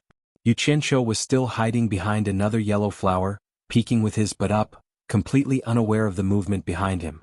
Hard work paid off. After the pink-clothed woman flipped around a few times, Yu Qianqiu finally saw the woman's pretty face. She was wearing a palace dress and her gauze dress fluttered in the wind. She was indeed a beautiful fairy. However, this female fairy did not seem to be a match for the old monster. Every time she released a protective petal, it would be smashed by the old monster's rattan whip. The branches that she shot out were also easily broken by the old monster's extra rattan whip. The two of them were not on the same level at all. The old monster was clearly teasing the demoness with ease, but the demoness was frightened and panting. She was so tired that she was sweating profusely and panting. Peach Blossom, I advise you not to resist pointless. What's wrong with obeying me? The old monster cackled. The rattan vines that stretched out from behind him made him look like a spider in a spider's web. Although the demoness was at her wit's end, she still managed to catch her breath and said with a smile, "If you want me to obey you, that's fine, but I'm not going to be a servant. Old monster Teng, I'll be yours the moment you kill Teng Pa. I'm afraid you won't dare. Who doesn't know that you're famous for being afraid of your wife?" As soon as these words came out, the old monster could not laugh anymore. Instead, he felt embarrassed and angry. He shouted, it's your fortune that I like you. Today you have to obey me even if you don't want to. As he said that, the rattan whip became fiercer and fiercer. The female fairy was already in a precarious situation. A certain person hiding behind the yellow flower finally understood the reason and could not help but snicker. It turned out that even a fairy would find a mistress behind her wife's back. Yu Qianqiu pinched his chin with one hand and considered whether he should go out and save the damsel in distress. As he was pondering, he suddenly cried out, F***ck. A yellow shadow flashed and his vision turned black. He was already trapped inside something. Yu Qianqiu immediately threw a few punches, but with his cultivation he was unable to break the thing that trapped him. Then, in the darkness, a few more things that were as tough as ropes wrapped around him and tightened around him. There was even one that wrapped around his neck and a stinky liquid sprayed on his body. His strange cry immediately disturbed the two fighting fairies. The two demons temporarily stopped and retreated. They looked at the yellow flower that was wrapped up not far away and saw that it was violently shaking. The female fairy, who was panting, frowned. Just as she took a step forward, she stopped and looked back at the old monster. From the looks of it, it was obvious that he wanted to go over and rescue her, but he was afraid of being ambushed. The old monster snorted coldly and said, "Where did this reckless junior come from? You actually dare to pry into this old man's privacy." As he spoke, a vine whip behind him pierced straight towards the yellow flower. Right at this moment, the yellow flower suddenly exploded with a bang. Rays of sharp, cold light shot out from inside and shot into the sky. The yellow flower was instantly torn into pieces. Pa. F***ck. This is a man-eating flower. Yu Qianqiu jumped out from inside and repeatedly spat out the thing that entered his mouth. He didn't know what it was, but it didn't taste good. Even the gallbladder was almost spat out. He wiped the stinky and slippery liquid off his face. Before he could finish speaking, he saw the vine whip attacking him and stabbing towards his chest. Yu Qianqiu's first reaction was to grab the vine whip that was stabbing towards his chest. The two ends of the whip, one human and one demon, immediately began to fight. How refreshing, it's actually a human late-stage core formation cultivator. Strange. Little child, you actually managed to break into this place. With the old monster's cultivation, he naturally couldn't see through Yu Qianqiu's cultivation. However, as soon as the two sides fought, he immediately felt it. The old monster clicked his tongue and laughed. Legend has it that human flesh is incomparably delicious. This old man has never eaten it before. This time I'm in luck. Hearing the old monster say this, the female fairy also looked at Yu Qianqiu with a face full of surprise. How could someone break into this place? This was the center of the demon domain. Shameless boasting. A mere mid-stage nascent soul old monster dares to speak such arrogant words. You actually want to eat me? This old man thinks that you're tired of living. Yu Qianqiu sneered. With the vine whip in his hand, the other party saw through his cultivation. Naturally, he also saw through the other party's cultivation. He wasn't even afraid of mid-stage tribulation-passing cultivators, so why would he be afraid of a mid-stage nascent soul cultivator? What an insolent child, he. The old monster looked up to the sky and laughed. The vine whip in Yu Qianqiu's hand suddenly retracted. Yu Qianqiu immediately used all his strength to pull it back. Unfortunately, his cultivation wasn't as high as the old monster's, so he was dragged by the vine whip and slid down the ground, creating a trench.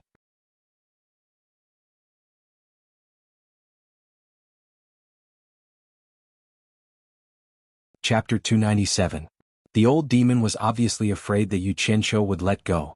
The vine whip in his hand suddenly grew longer and wrapped around Yu Qianqiu's wrist. Once it was pulled up, it moved faster and faster. Yu Qianqiu looked at the vine whip wrapped around his wrist and narrowed his eyes. His expression was calm. The old demon laughed wildly. The vine whip behind him covered the sky and wrapped around Yu Qianqiu. Cut. Yu Qianqiu's hands moved with the sword incantation and he let out a fierce shout. The cold lights that had broken through the yellow man-eating flowers and flew towards the horizon immediately flashed back and mercilessly whistled towards the countless vines that stretched out. With a burst of crackling sounds, a pile of vines immediately fell to the ground. Ah! The vine whips were originally connected to the old demon's body. This slash immediately caused the old demon to scream miserably. The vine whips that were mostly broken retracted. The old demon said in horror, "It's a flying sword. Impossible. How can there be so many flying swords?" Not only him but the female demon was also shocked. She had never seen or heard of someone who could control so many flying swords at the same time. They were the rising stars of the demon ghost domain. They lived in the center of the demon ghost domain and had never seen anyone, let alone someone who could control so many flying swords. It should be known that demon ghosts rarely used flying swords. They used all kinds of weapons. Only humans would use flying swords. Not to mention, ordinary people couldn't come to the center of the demon ghost domain. Naturally, the two demons had never seen it before. The flying swords cut through the countless vines and immediately returned to Yu Qianqiu's side. More than 100 flying swords danced around him, and a cold light lingered in this lush greenery. It was a spectacular scene with extraordinary momentum. Yu Qianqiu expressionlessly pulled off the vine that bound his wrist and cut off the connection with the old demon. He coldly snorted and said, "A mere old demon dares to make trouble in front of me. I say you are tired of living." The old demon, who had suffered a loss, angrily shouted, "Hey, ignorant junior, how dare you be so arrogant in my demon ghost region? I'll show you how powerful this old man is." With a wave of his hands, the ground shook and countless vines burst out of the ground, crazily sweeping towards Yu Qianqiu. The beautiful face of the female fairy who was watching the battle from the side immediately paled, and she was accidentally wrapped up by the vines that came sweeping over. Yu Qianqiu glanced at her indifferently and did not make any move to save her. He stared at the old monster and sneered, "In your demon domain? You actually dare to say such words in front of me? You've got guts." Even when he was with Bai Changchun, he had never said such words. Now that he heard an old monster say it, he naturally found it funny. Using the finger-driving sword art, a flying sword lifted him a few meters off the ground. The vines that were trying to wrap around him were immediately cut down by the other flying swords. The old monster's formation was indeed frightening. There seemed to be an endless number of vines spreading out from the ground, densely surrounding the open space. They constantly whistled, whipped, and stabbed at Yu Qianqiu from all directions. However, Yu Qianqiu did not panic at all. He crossed his arms in front of his chest and stood a few meters above the ground on his flying sword. He sneered, "Old monster, I want to see if your vines are endless. Today this old man will cut you down until your vitality is greatly damaged." Among the dancing vines, a cold light flashed like lightning. They were extremely fast. If one came, they would be cut down. If two came, they would be cut down.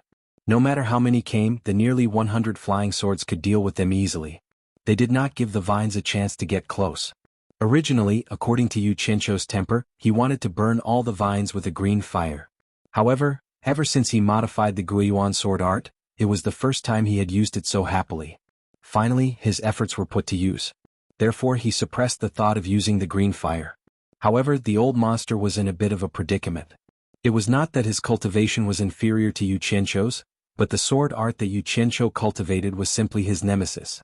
No matter how many vines he moved like the wind, Yu Qianqiu's sword moved like lightning and broke through his array of vines with ease. Looking at Yu Qianqiu, who was standing with his arms crossed and had a mocking expression, the old monster felt that he could not take it anymore. If this continued, it would really be as Yu Qianqiu said. He would definitely be cut down until his vitality was greatly damaged. There was no other way. This kid's sword art was his nemesis.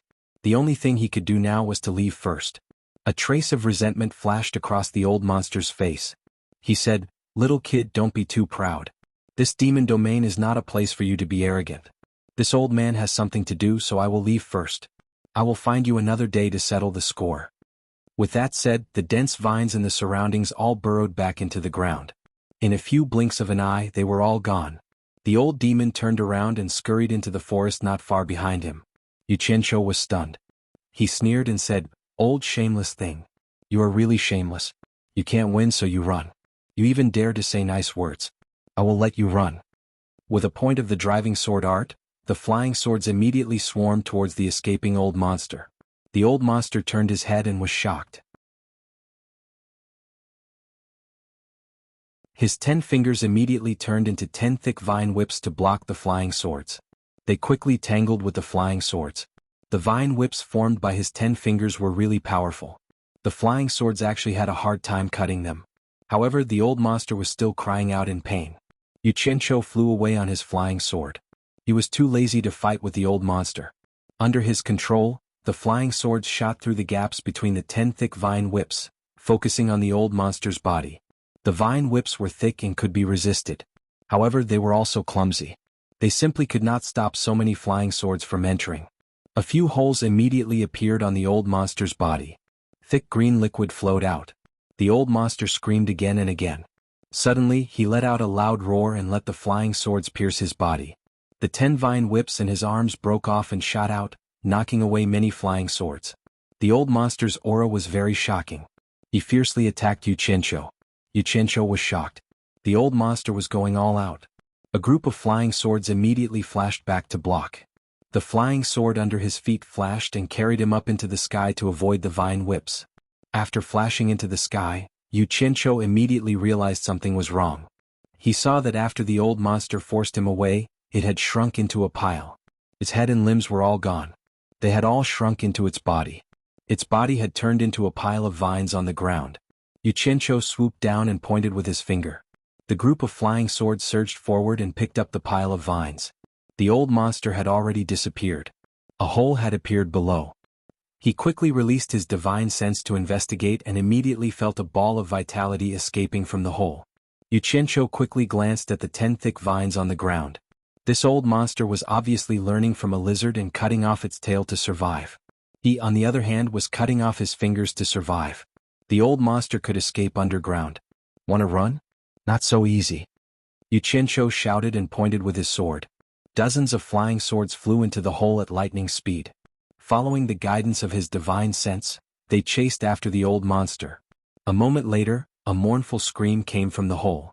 Clearly, the old monster had been severely injured again. However, because Yuchencho's cultivation wasn't high enough, the range of his divine sense was limited. In addition, it went too deep into the ground, which more or less affected the release of his divine sense. The flying swords were no longer able to continue chasing after the old monster. "Brat, you will regret this."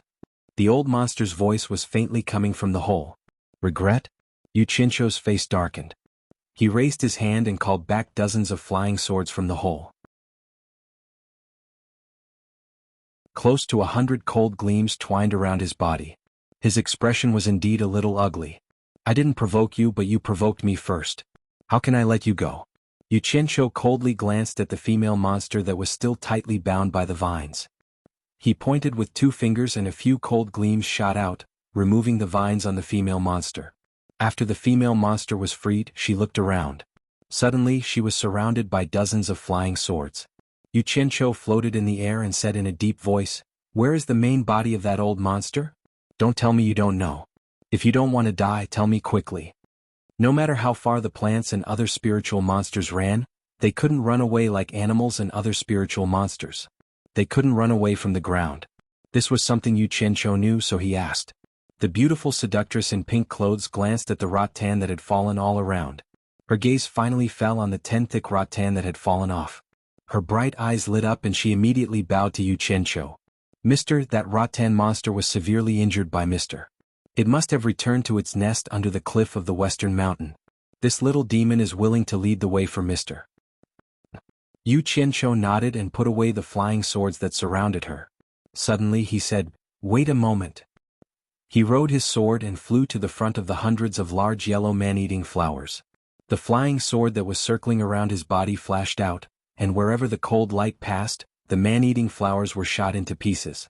What was strange was that when these man-eating flowers were destroyed, They actually let out ear-piercing geo sounds.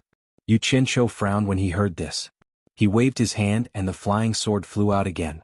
He only stopped after cutting down all the man-eating flowers from their roots. In the blink of an eye, hundreds of rare man-eating flowers had been completely cut down. He flew back on his sword and said coldly to the female monster, "Lead the way."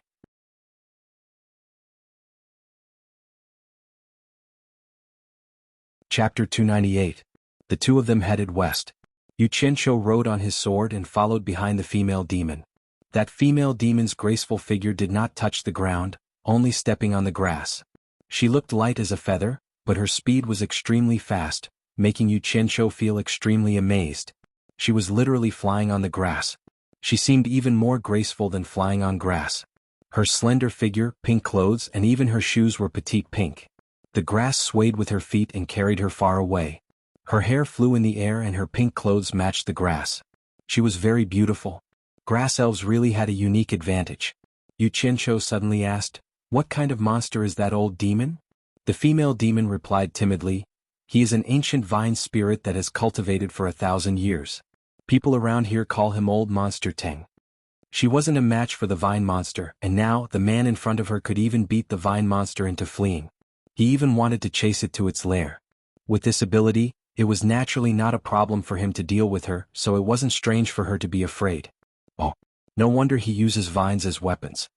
The female demon's words confirmed his guess. He looked at the slender figure and said with interest, "I heard Old Monster Ting call you Peach Blossom. Could you be a peach blossom tree spirit?" The female demon softly said, "Mister's guess is correct. I am a peach blossom tree spirit that has cultivated for 1,000 years. Peach Blossom, you and that old demon have both cultivated for 1,000 years. Why aren't you a match for him?" Yu Qianshou asked. "Although he and I have both cultivated for 1,000 years, he transformed into a human 200 years ago. I just reached the nascent soul stage not long ago and am not good at fighting. Naturally, I am not a match for him." The Peach Blossom demon replied. Yu Qianshou nodded slightly. He had heard about this from Bai Suzhen. In the demon race, it was even more difficult for grass and wood spirits to cultivate. Unlike animals, it was extremely difficult for grass and wood spirits to cultivate. Without intelligence, how could grass and wood spirits cultivate? Therefore, it was even more difficult for them to become spirits. In order to reach the stage where they could transform into humans, all demons had to reach the nascent soul stage. Most of the plants would eventually wither and die without being able to gather their spiritual wisdom to cultivate. Even if they could cultivate, it would be difficult for them to transform into a human form even after thousands of years of cultivation. Among human cultivators, even those at the end of the tribulation transcendent stage would die of old age. As the saying goes, where there are gains there are losses. Although the heavens were unfair, they were actually quite fair. Compared to humans, demons, and ghosts, plant spirits were the most difficult to cultivate. However, as long as they could break through to the deity transformation final stage, it was said that the heavenly tribulations were the weakest, and they would almost always be able to ascend to the immortal realm. "Since you can't beat him, why didn't you agree to Monster Ting's request?" Yu Qianshou smiled. "If I didn't refuse, I would have died a long time ago," the Peach Blossom said in a low voice. Yu Qianshou asked curiously, "Why is that?" His thoughts went astray. Could it be that Monster Ting knew some method to absorb yin to replenish yang? Could it be that he would suck his mating partner dry? How did the two plant demons mate? The Peach Blossom bit her lip and said, "Sir, you should be careful. Monster Ting has a wife called Tingpa. Her cultivation is higher than Monster Ting's. She has reached the nascent soul stage and is the subordinate of the Monster King, Miss Mu." Although she didn't answer him directly, Yu Qianshou understood. He reckoned that Tingpa was a jealous woman and couldn't tolerate her husband having other women. He thought for a while and asked, "What kind of demon is the Demon King Madame Mu? Is she the Monster King in charge of this place?" Miss Mu is a magnolia demon. Her cultivation has reached the tribulation stage. She is the Monster King in charge of this place. "Oh," Yu Qianshou said. He thought, why are there only plant spirits here? Looking around, he understood. The plants here were much more exuberant than other places in the demon ghost territory. It was a good place for plant spirits. Speaking of Miss Mu, he thought of the 3 saints of Lingwu who had been killed. One of them, Red Lady, was definitely a coquettish and beautiful demon. He just didn't know what Miss Mu looked like. As he thought about it, an idea flashed in his mind. Don't I have a demon-revealing mirror? I didn't use it before because Bai Sujin is also a demon. Isn't it suitable in the demon ghost territory? Let's try it. Yu Qianqiu immediately took out the delicate demon-revealing mirror. From the chain on it, it could be seen that this treasure should be hung around the neck. After wearing it around his neck, he looked at the peach blossom in front of him with the mirror. He didn't find anything. After he injected his divine sense into it, he finally found a magical effect. It turned out that he used his divine sense to look through the demon-revealing mirror. The peach blossom seen by his divine sense in the mirror was no longer a graceful woman. A peach tree full of flowers appeared clearly in the demon-revealing mirror. A divine craftsman was indeed a divine craftsman. The things he made were really magical. Yu Qianqiu sighed. After withdrawing his divine sense from the mirror, he felt that the small bronze mirror hanging on his neck was a little ugly.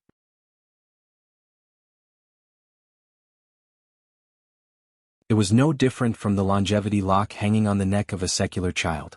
So he stuffed the mirror into the lapel on his chest and injected his divine sense into the peach blossom again. Fortunately, it could still show the original shape of the peach blossom. Good stuff. He touched his chest and found that the demon-revealing mirror was hanging there. Along the way, they constantly encountered some of the largest groups in the demon ghost realm. They were the blood wolves that Yu Qianqiu had seen when he first came here. This kind of fierce animal was not afraid of death. Yu Qianqiu had dealt with them before. He knew that if they attracted companions, although he was not afraid, it would be a troublesome thing. So without saying anything, he killed every wolf he saw. He didn't even give them a chance to make a sound. This action made the peach blossom a little frightened. After coming out of the dense forest, the front suddenly opened up. A few hundred meters away, a tall stone mountain seemed to have been split into two halves. One half was intact and the other half seemed to have been moved away. Green vines spread everywhere at the foot of the mountain, covering the entire foot of the mountain. Yu Qianqiu pointed to the mountain wall in front of him and asked, "This is the West Mountain Cliff you mentioned? Is this the hiding place of the old demon?" "Yes." The peach blossom looked around timidly and said, "Sir, please be careful. If the vine woman is here, it will be troublesome." TSK. This stone mountain seems to have been split by someone. The power of nature is really amazing. It is not something that can be done by human beings. Yu Qianqiu looked at the smooth stone wall and sighed. He looked like he was looking at the scenery. As for the vine woman, he was not afraid of her. Since she was the subordinate of the demon king who was in charge of this place, she would not dare to do anything to the disciple of Bai Changchun. "Sir, the formation of this stone wall is not the power of nature. It is indeed the work of human beings. It was split by a sword," the peach blossom reminded him softly. "Ah." Yu Qianqiu immediately opened his mouth and was stunned. This stone wall was probably 700 or 800 meters high and 300 or 400 meters wide. Moreover, it was a mountain of pure stone. Could someone split the whole mountain with a sword? Isn't this too inconceivable? He asked in disbelief. It was split by a sword? That's impossible. Did you see it with your own eyes? I haven't seen it with my own eyes, but this is something that everyone in this area knows. The peach blossom looked around guiltily, bit her lip, and slowly said while looking at the stone wall, "It is said that more than 1,000 years ago, the Blood Wolf clan was the most powerful existence in the Demon Ghost region. At that time, the Blood Wolf Emperor had broken through to the soul formation stage, and he had the largest group in the entire Demon Ghost region. Thus, he was disloyal and did not want to be restrained by the Torture Master. As a result, he fought with the Torture Master here and was killed by the Torture Master. This stone wall was split by the Torture Master's sword during that battle. The other half of the mountain was shattered, and the Blood Wolf Emperor was buried under the rubble. If you remove the green vines all over the field, you will find that it is full of rubble. Yu Qianqiu looked at the half of the stone wall, a little confused. More than 1,000 years ago? At that time, Bai Changchun should have already taken over as the Torture Master of the Demon Ghost region. He swallowed and asked, "That battle, the Torture Master you are talking about is Immortal Master Bai who is now on Shantian Island?" "Yes, Immortal Master Bai. After that battle, I heard that Immortal Master Bai was angered and then..." The peach blossom seemed to realize that she had said too much. She looked around guiltily and did not dare to continue. However, Yu Qianqiu was eager to know what Bai Changchun did after that, so he urged, "What happened after that? Tell me quickly." He urged, but the peach blossom did not dare to speak. In the end, after being threatened by Yu Qianqiu, she could not help but say, after that battle, the torture master was furious. All the Blood Wolf clan members with a bit of cultivation, more than 400,000 of them, were all killed by the torture master in one night. At that time, there was a demon and a ghost in the demon ghost region who had also reached the soul formation stage, but because of that incident they were also implicated. The torture master said that they were the ones who started it and wanted the two soul formation stage cultivators to kill themselves to atone for their crimes. Of course, the demon and the ghost refused, so the torture master fought the two of them alone and killed them. From then on, except for the torture master, there were no other soul formation stage cultivators in the entire demon ghost region. Mister, this is all I know. I really don't know anything else. Yu Qianqiu stared blankly at the stone wall and nodded his head. So this mountain was Bai Changchun's masterpiece, and it was actually split apart by a single sword strike. His cultivation was just too terrifying, killing more than 400,000 blood wolves in one night. Ruthless. Ruthless beyond belief. Also, one person killed two soul formation stage cultivators at the same time. Those were two soul formation stage cultivators. The scene of that battle was so thrilling that it was hard to describe. One soul formation stage cultivator killed two soul formation stage cultivators at the same time. Wow. He was really powerful and ruthless. No wonder all the demons and ghosts in the demon ghost region trembled in fear at the mention of Bai Changchun's name and didn't even dare to speak loudly. Who would dare to speak loudly in front of such a killing god? No wonder Healy said that he was merciless towards demons and ghosts and killed without mercy. He really wasn't joking. This immortal master Bai is really amazing, hee. Yu Qianqiu squeezed out a smile. After knowing about Bai Changchun's glorious deeds, he was really scared. He only hoped that he didn't see through his little tricks. If he angered this killing god with his cultivation level, he might not even be able to escape.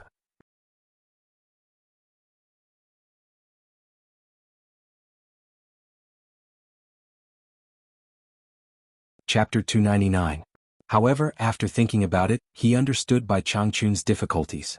Think about it, in this vast demon realm, demons and ghosts ran amok. If there was no one to restrain them, what would happen? If all these things broke into the human world, then the so-called cultivation world would not be able to stop such a huge force. At that point, the human world would be in chaos. To restrain these demons and ghosts, it would be useless to reason with them. Often, iron and blood methods would be more effective. Bai Changchun was in charge of the demon realm. It seemed that he had killed countless people, but in fact he had saved more lives. After thinking it through, Yu Qianqiu's fear turned into admiration. Think about it, other soul formation stage cultivators did not want to be tied down by anything, but Bai Changchun abandoned his family and ended up being tied down by this demon realm for nearly 2,000 years. His responsibility was great, and his actions were respectable. Yu Qianqiu was a little depressed. He had racked his brains to obtain the position of punishment envoy, but once he really took it, the burden on his shoulders would be immense. To put it nicely, he would have to shoulder the welfare of all living beings in the world. Whatever, he would get it first. If it didn't work, he would find someone else to take over. Yu Qianqiu thought it through in a blink of an eye. He looked around and asked, Peach Blossom, where is the real body of the old demon hiding? I don't know the specific location, but it must be hidden in the green vines under this stone cliff. Peach Blossom said a little uneasily. I see. Yu Qianqiu frowned. The green vines all looked the same. Who knew which one was under it? Without thinking too much, his figure flashed and he flew above the green vines on his sword. He released his divine sense to check each place. He believed that this old demon who had cultivated for 1,000 years must be a little different from the other green vines. After checking, he was shocked. As Peach Blossom said, there were stones of different sizes under the green vines. It was probably the result of the half of the stone mountain being shattered. The green vines all grew out of the cracks in the stones. Even if he found the hiding place of the old demon, if it didn't come out, he would really have to spend some effort to dig it out. Starting from the place where the two of them were standing, he swept back and forth with his divine sense. After a few rounds, he found something wrong under the stone wall. At this time, the green vines within a radius of tens of meters grew from one tree. It would be strange if they didn't have such a huge branch. Old demon, get out here. Yu Qianqiu stared down and shouted. The other flying swords that he had put into the storage bag flew out again and danced around him. However, after calling a few times, there was no response from below. Yu Qianqiu raised his eyebrows. More than a dozen flying swords shot out and slashed at the entangled old vine below. After slashing, he was even more sure that he found the right place. It often took a few slashes to cut off a vine. If it wasn't a demon, ordinary green vines wouldn't be so hard. Alright, you don't want to come out, right? Fine, as long as you don't feel bad, I will cut slowly. Yuchencho chuckled and sent out more than a dozen flying swords. Suddenly there was a continuous sound of ding dang dang dang. Dozens of flying swords rose and fell and slashed continuously. He was standing in the air watching the show with interest. Suddenly there was a loud shout from afar. Who is it? How dare you hurt my body? Stop right now. The voice was sharp and anxious. It was a woman's voice. Yuchencho was stunned. Did he make a mistake? The flying swords that were slashing wildly below returned to his side. After a while, a figure quickly flew over. He saw an old woman appear in front of him. She was dressed in hemp clothes and looked old. Her hair was tied up with a few green vines and she held a cane in her hand. Who are you? I have no grievances with you. Why did you hurt my body? The old woman pointed at him and shouted angrily. Peach Blossom, who was standing in the distance, saw the old woman coming and quietly retreated into the forest. Yuchencho looked at the vine that had been chopped into a mess and asked doubtfully, You are Tingpa? Since you know it's me, then you are deliberately looking for trouble. Tingpa held the cane in her hand and was about to attack. Yuchencho hurriedly waved his hand and said, It's a misunderstanding. It's definitely a misunderstanding. I didn't do it on purpose. Old woman, you have to avenge me. At this moment, old monster Ting appeared out of nowhere. He raised his palms that had lost all 10 fingers and looked pitiful. Yuchencho looked back and his expression sank. He sneered and said, Old thing, not hiding anymore? Tengpa looked at her man's palms and was so angry that her body trembled. You did it? Oomph. Old woman, don't be anxious. First, find out who did it. That's right, your man is looking for a concubine outside behind your back. To think that you are still so protective of him. I even brought the victim who was bullied by your husband. Peach Blossom HM? Peach Blossom? Yuchencho called out a few times but did not respond. He turned his head and looked around. That female demon had already disappeared. She had actually abandoned him and fled. Yuchencho was not angry. Instead, he sneered and said, What a little demon who doesn't know what's good for her. He then pointed at old monster Teng and Tingpo and said, And you guys, I think you are all tired of living. When Tingpa heard Yuchencho say that her man was looking for a concubine, she immediately turned her gaze to old monster Teng. However, old monster Teng's eyes flashed. He shouted, Old woman, what are you hesitating for? Let's work together and kill this little thief. After saying this, he raised his arms. His missing 10 fingers immediately turned into 2 long whips that were as thick as a person's thighs. He ruthlessly smashed them toward Yuchencho, who was standing on his sword. Yuchencho sneered and said, Hee hee. Very good. Very good. He immediately dodged to the side. The 2 long whips missed. With a loud bang, the whips smashed the 2 rocks below him into pieces. Then he shot up like a snake and swept across the sky at Yuchencho. Yuchencho jumped a few meters from the flying sword. The 2 long whips chased after him and brushed past his feet. The flying sword below him circled around and caught Yuchencho again. Yuchencho flicked his hand and pointed. Sword shadows danced and flashed. Almost 100 flying swords shot toward old monster Teng. Old monster Teng was shocked and withdrew his 2 whips to protect himself. The 2 whips twisted and flicked wildly, immediately knocking away many flying swords. However, there were still many flying swords that passed through. Old monster Teng was so frightened that he cried out. He used his 2 whips as crutches and propped himself up into the sky. Tingpo's eyes flashed. No one knew what she was thinking. She saw that her man was being forced into such a state, but she still did not help. Go! Yuchencho lightly shouted with his fingers. The flying swords that were dodged immediately reversed and shot back toward old monster Teng. The latter screamed and dodged in the air. Unfortunately, his speed was slowed down by the 2 huge whips in his hands. A few flying swords still nailed into his thighs. Old monster Teng let out a miserable cry in the air. Separate. Yuchencho lightly sang with his fingers again. The flying swords that were nailed into old monster Teng's thighs twisted wildly. They pierced through his thighs and shot in all directions. Old monster Teng let out another miserable cry. One of his thighs was cut off by the flying swords and fell from the sky.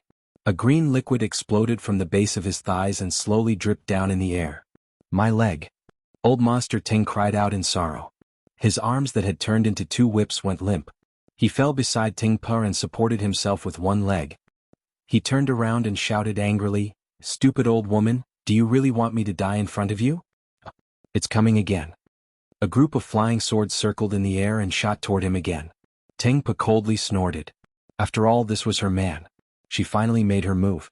She swung the vine staff in her hand, and it crashed into the group of flying swords. Ding ding dang dang sounds rang out. The flying swords were immediately scattered. Then the vine staff spun around and whistled toward Yu Qianqiu. As for the remaining few flying swords, Ting Pa unhurriedly untied the rattan belt around her waist. She raised her hand and shook it. With a whoosh, it turned into a long whip. Ting Pa swung it out like a snake and swept it towards the few flying swords that were shooting at her.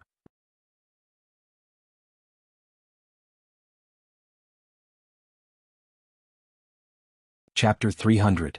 The whip rose into the air like a divine dragon swinging its tail. It was extremely nimble and created several whip shadows that clashed with the flying swords. Dang dang, sounds were heard as the flying swords were immediately deflected away. Yu Qianqiu was startled by the whistling vine staff. The vine staff was like Jiang Ziya's god-beating whip. He quickly dodged it with his flying sword. Although he managed to dodge it, the strong wind brought by the vine staff made his clothes flutter. If he was hit by it, he would be smashed down from the sky. The vine staff missed its target, so it rolled and bounced up. It aimed at its target and smashed down again. Yu Qianqiu immediately summoned his flying sword to fight it. Unfortunately, the flying sword could not win at all. The vine staff had probably been refined into a high-grade magic tool. Someone was immediately chased by the vine staff and was forced to run around in the air. Old Monster Teng, who was missing a leg, laughed sinisterly on the ground. A new leg slowly grew out from his broken leg in a very disgusting manner. Although the new leg had grown out, Old Monster Teng's face was a lot paler. This was obviously an action that consumed a lot of yuan qi. "Gather!" Yu Qianqiu shouted while he was hiding. The scattered flying swords quickly flew over with his two fingers as the center. They gathered into the shape of an umbrella and rotated in the air 2 meters away from his fingertips. The vine staff smashed down again. Yu Qianqiu waved his finger and the umbrella sword shield immediately blocked it. Bang! The two collided and the sword shield was destroyed on the spot. The vine staff flipped and bounced up. It paused for a moment in the air before smashing down again. Damn! Yu Qianqiu let out a strange cry and pointed with his 2 fingers. The 99 flying swords once again gathered into a sword shield to block. The 2 sides collided and a bang sound was heard again. Thus, a dramatic scene appeared in the air. One kept smashing down from all angles while the other kept blocking from all angles. Immediately, Yu Qianqiu found himself in a very difficult situation. His 2 fingers continuously gathered the shattered flying swords and used them as shields. He blocked left and right in the air, blocking in all directions. Fortunately, the 2 demons had not reached the tribulation stage yet. Otherwise, Yu Qianqiu would not have been able to withstand the opponent's attacks. Resisting head-on in the air like this caused his true essence to be rapidly consumed. Yu Qianqiu hurriedly took out a few qi-returning pills and placed them in his mouth like he was chewing beans, swallowing them dry to recover his true essence. His face became more and more gloomy, and from time to time 2 jumping green flames flashed in his eyes. It was just that he couldn't see it. He probably wanted to use the green flames that he had been suppressing. It seemed that he had to put aside the idea of practicing the Imperial Sword technique. I didn't expect a core formation cultivator to be able to use the sword control technique so skillfully. Teng Pa looked at the sky and couldn't help but praise. For a core formation cultivator to be able to resist the combined attacks of 2 nascent soul cultivators was already quite impressive. She then turned around and asked, "Old man, who is this young man? How did he get here? Who the hell knows who he is? I don't care so much. Let's kill him and take revenge first." Old Monster Teng said with a sinister expression. On the treetop of a nearby forest stood a woman in a pink dress. Her hair was tied up in a high bun, and her face was cold and beautiful. She appeared exceptionally noble. Behind her stood 2 women in pink clothes of the same color, but the 2 of them were far inferior to the former in terms of temperament. The 3 women silently stood on the treetop and watched the battle not far away. The hem of their dresses fluttered in the wind. "Who is this young man? How did he get here?" The woman with the noble temperament suddenly asked the same question as Teng Pa. The woman on her right replied, "Lady, I don't know either. Tengpa suddenly felt that someone was destroying her body, so she hurried over. Tengpa didn't say anything else. The noble woman frowned and said, "That's strange. That young man seems to be having a hard time fighting. His cultivation is only at core formation. A mere core formation cultivator wouldn't even be able to enter the outskirts of the demon realm. How did he get here?" The woman on the left was confused and said, "That's right. This place isn't far from the 1,000-mile lake. Could he be from Obedient Island? Could he be the disciple of the torture envoy?" Her words were just a casual guess, but the expressions of the other two people changed drastically. The woman on the right shook her head and said, "That's impossible. The cultivation of that torture envoy is unfathomable. How could his disciple be so useless? Didn't that Heli also have the cultivation of the middle stage of passing calamity?" The noble woman's expression softened and she nodded and said, "That's right. No matter how useless the torture envoy's disciple is, his cultivation shouldn't be so weak." If Yu Qianqiu heard someone say this about him, he would definitely vomit blood in anger. Fortunately, he didn't hear it. He was fighting fiercely in the air, and the more he fought, the angrier he became. The two of them attacked him together, and he didn't even have a chance to fight back. He was constantly being suppressed. If Tengpa attacked him with her whip again, he wouldn't have been able to resist it. Finally, he couldn't play anymore. The feeling of being suppressed by someone else was very uncomfortable. His eyes were suffused with a penetrating green light, and two green flames were clearly lit up.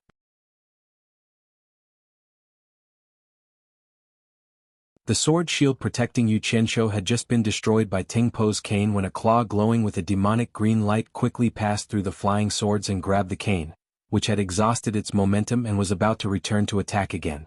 At the same time, he stretched out two fingers with his other hand, and the shattered flying swords quickly condensed and blocked Curmudgeon Teng's whip. As soon as the sword shield was destroyed, 5 claws glowing with a demonic green light immediately reached out and grabbed the tail of the cane in the same way.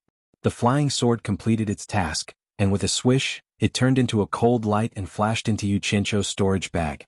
The moment the cane whip was grabbed by Yu Qianqiu, Curmudgeon Teng on the other end of the cane cried out, "It's scalding me, it's scalding me. Let go, little boy." His expression twitched as he swung his arm, which had turned into a cane whip. Finally, he couldn't stand it anymore and he gritted his teeth, leaving a long tail of the cane in Yu Qianqiu's hand, just like the last time he broke his fingers. Tengpa looked at her old man in surprise who was jumping around and peeing, and then looked at Yu Qianqiu. The moment her cane was grabbed by Yu Qianqiu, the divine sense attached to it instantly disappeared, and she completely lost contact with the cane. Yu Qianqiu floated in the air, and the things in his hands suddenly ignited with a blue flame. When the flame was extinguished, the things in his hands turned to ashes and were blown away by the wind. The sudden appearance of the two blue flames surprised everyone nearby and in the distance. But what surprised them even more was, a smile appeared at the corner of Yu Qianqiu's mouth. As a disciple of Bai Changchun, someone actually dared to beat him up in the demon ghost region. The more he thought about it, the more he found it interesting. In the end, he couldn't help but laugh and say, "I didn't expect that I, Yu Qianqiu, would receive such a warm welcome from you two when I first arrived here. How can I repay you?" Ah.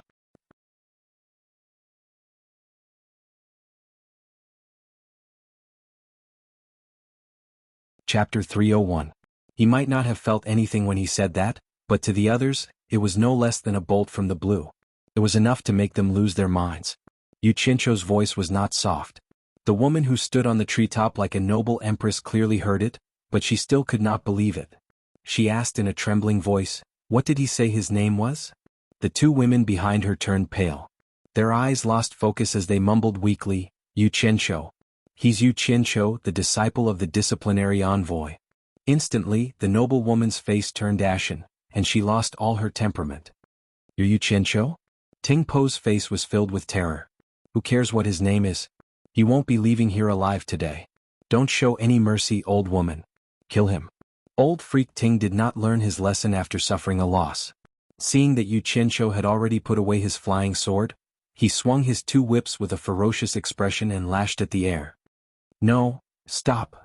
A few screams rang out at the same time. Unfortunately, old freak Teng had already made his move.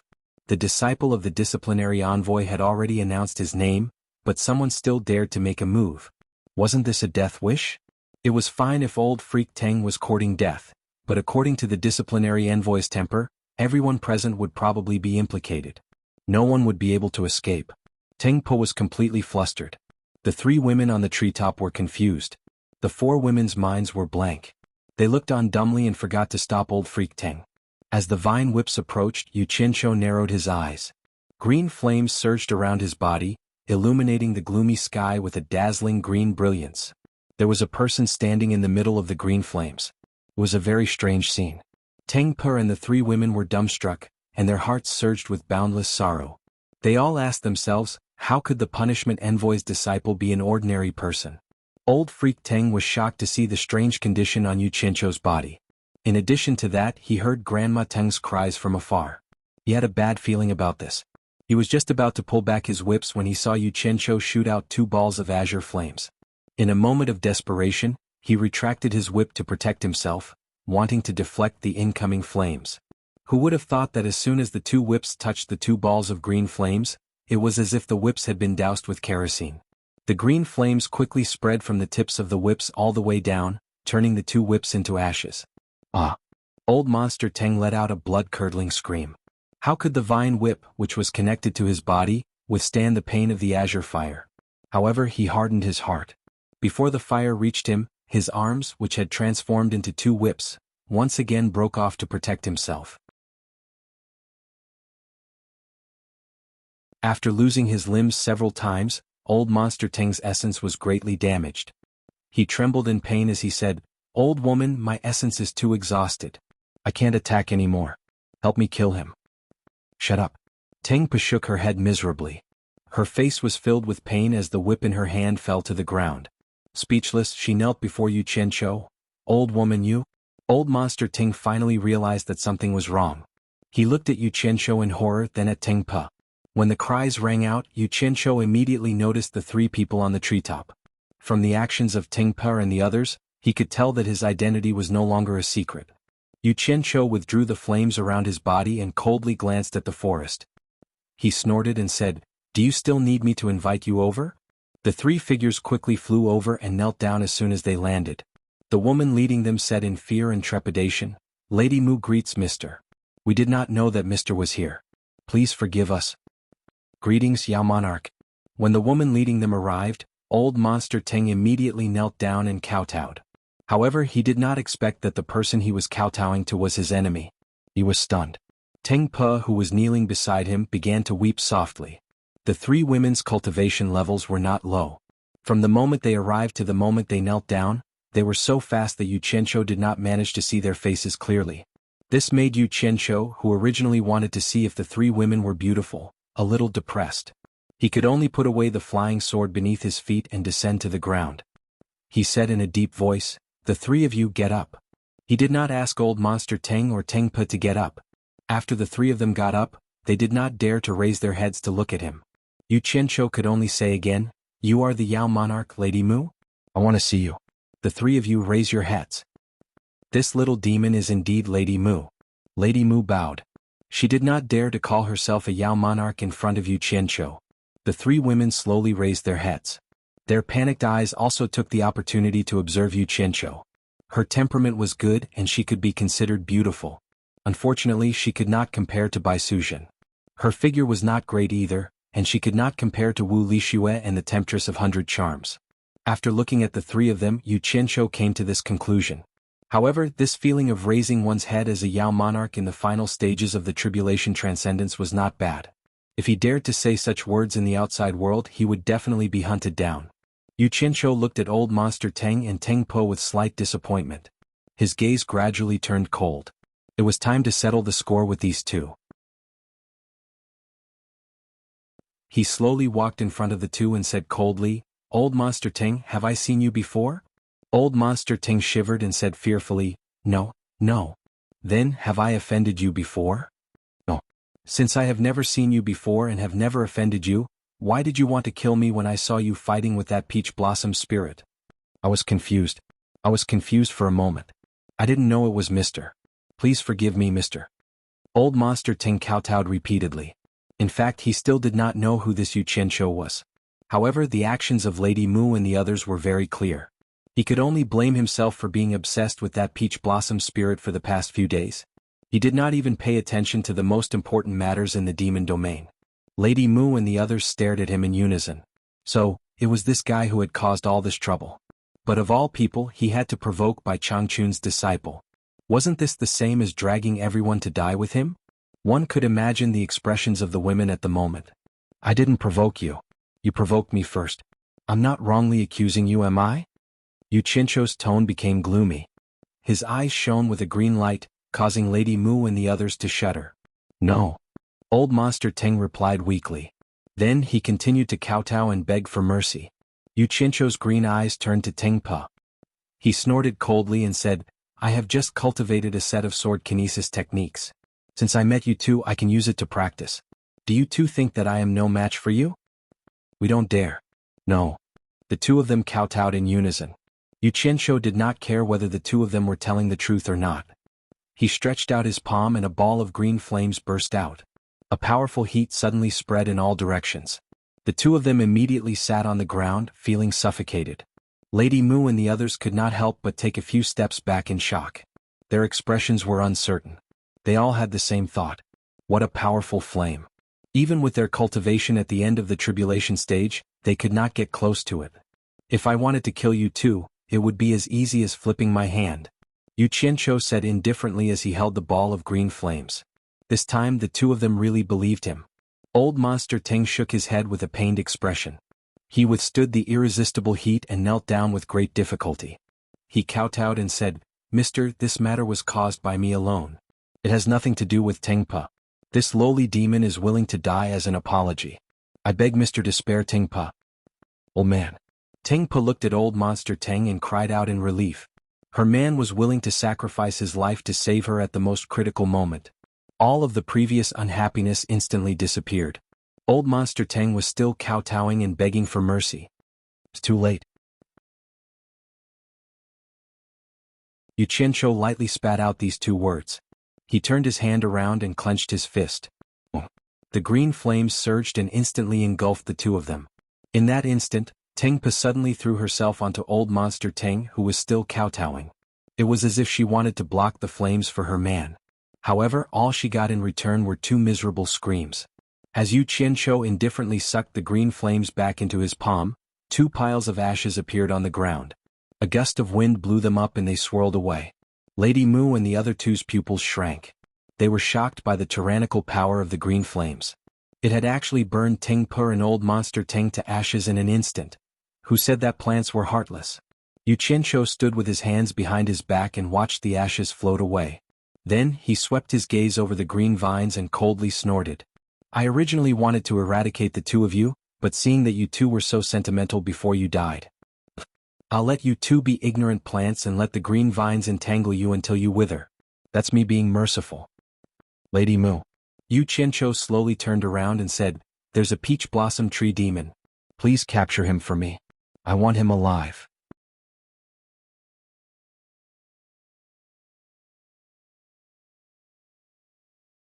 Chapter 302. It was a large wooden house built against the mountain. It looked like a bandit stronghold and it was very old. In the middle of the house there was a gurgling stream. This is the place where the ruler of this area, the Demon King Lady Mu, lives? Yu Qianzhou couldn't believe it at first. He had never seen the other Ghost King of the Demon Ghost Domain, but he had seen Meng Yan's underground palace. That imposing manner was like that of a local tyrant. This Demon King is a little too simple. Could it be that he knows that I'm coming to collect protection fees, so he deliberately made it like this? Damn it, I don't even know how to open my mouth. After Lady Mu confirmed it again and again, he reluctantly believed it. After entering the stronghold, magnolia trees could be seen everywhere. Blooming magnolia were dotted among the green leaves, exuding a fragrance. Along the way they didn't see many people and most of them were women. You only have these few subordinates? Yu Qianzhou asked as they walked. Lady Mu, who accompanied him and led the way, replied, Mister, you may not know this, but the spirits of plants are not like the spirits of animals. It's not suitable for them to leave their bodies for a long time. Usually, I only summon them when there's something. I'm being silly. I'll summon them immediately to greet Mister. That's not what I meant. There's no need to go through so much trouble. Yu Qianzhou acted like a leader inspecting his work. He waved his hand, suddenly pulled his collar and sniffed, saying, I was sprayed by the man-eating flowers. Do you have a place to take a bath? Yes. Lady Mu asked, "Mister, do you want to use a clear spring or a hot spring? You have a hot spring here? Haha, then let's use a hot spring." As soon as Yu Qianqiu finished speaking, Lady Mu immediately whispered to him, probably arranging for someone to prepare it. After a while, the two came to the largest main hall in the stronghold. It was probably the place where Lady Mu was in charge. The simple and exquisite decoration and the thick pink velvet carpet all reflected a woman's taste. Madame Mu stretched out her hand to lead the way. "Mister, please follow me." Yu Qianqiu nodded his head and followed her out of the back hall. The scene in front of him suddenly became a little more elegant. There was a meandering stream and a few small wooden bridges across it. It gave off the feeling of a small bridge, flowing water and people's houses. Magnolia trees were scattered among them. It was impossible to tell that this was the residence of a demon king. The two of them walked to the front of a cave. The arched semi-oval cave entrance was carved with intricate patterns, all of which were magnolia blooming in various postures. Miss Mu pulled up the pink gauze hanging at the entrance of the cave and said, "This is the place for bathing. The conditions are poor, but this is the only place in the entire village that is slightly better. Please don't take offense." Yu Qianqiu looked at the pink gauze she had pulled up and asked with a strange expression, "Is this where you take a bath?" Lady Mu nodded her head calmly. She had no choice. The other places were even more crude and the place she used was the best. Therefore she had no choice but to bring Yu Qianqiu there. Yu Qianqiu didn't say anything and walked in. A 3-meter-wide bathing pool was in the middle of the stone room. After 2 water infusion troughs from different directions met, water was poured into the pool with a goo-goo sound. With a little effort, one could tell that one of the troughs was from a hot spring, while the other was from a clear spring. Presumably, the temperature had been adjusted according to the flow of water. The bright green pool water was slightly steaming, which was very tempting. Yu Qianqiu couldn't wait to take off his clothes. Suddenly, he remembered that Miss Mu was still by his side. He turned around and tugged at his clothes, saying with a smile, "Then I won't stand on ceremony." He signaled for Miss Mu to leave. "I'm going to take a bath." Unexpectedly, Miss Mu nodded and said, "I'll help you take a bath." After saying that, she stretched out her hand to help Yu Qianqiu take off his clothes. Yu Qianqiu was stunned. He immediately waved his hand and said, "Miss Mu, you've misunderstood me. That's not what I meant. How could I dare to trouble the Demon King to serve me? You should call 2 servants." Although he was embarrassed to take advantage of Miss Mu, he could still get 2 other women to serve him. That was what he meant. "No problem. It's my good fortune to be able to help you take a bath." As Miss Mu spoke, she stretched out her hand again. Yu Qianqiu pretended to decline her offer. Under the circumstances where it was difficult to refuse, he was stripped naked and went into the water naked. The water temperature was just right. Yu Qianqiu lay comfortably in the pool and let out a moan. He rested his head on his pillow and closed his eyes to enjoy the feeling. Suddenly he heard the sound of water splashing. When he opened his eyes, he saw that Miss Mu had also stripped herself naked. Her naked body was exposed. 3 words immediately appeared in Yu Qianqiu's mind: lover's bath. She wants to seduce me. This was his next thought.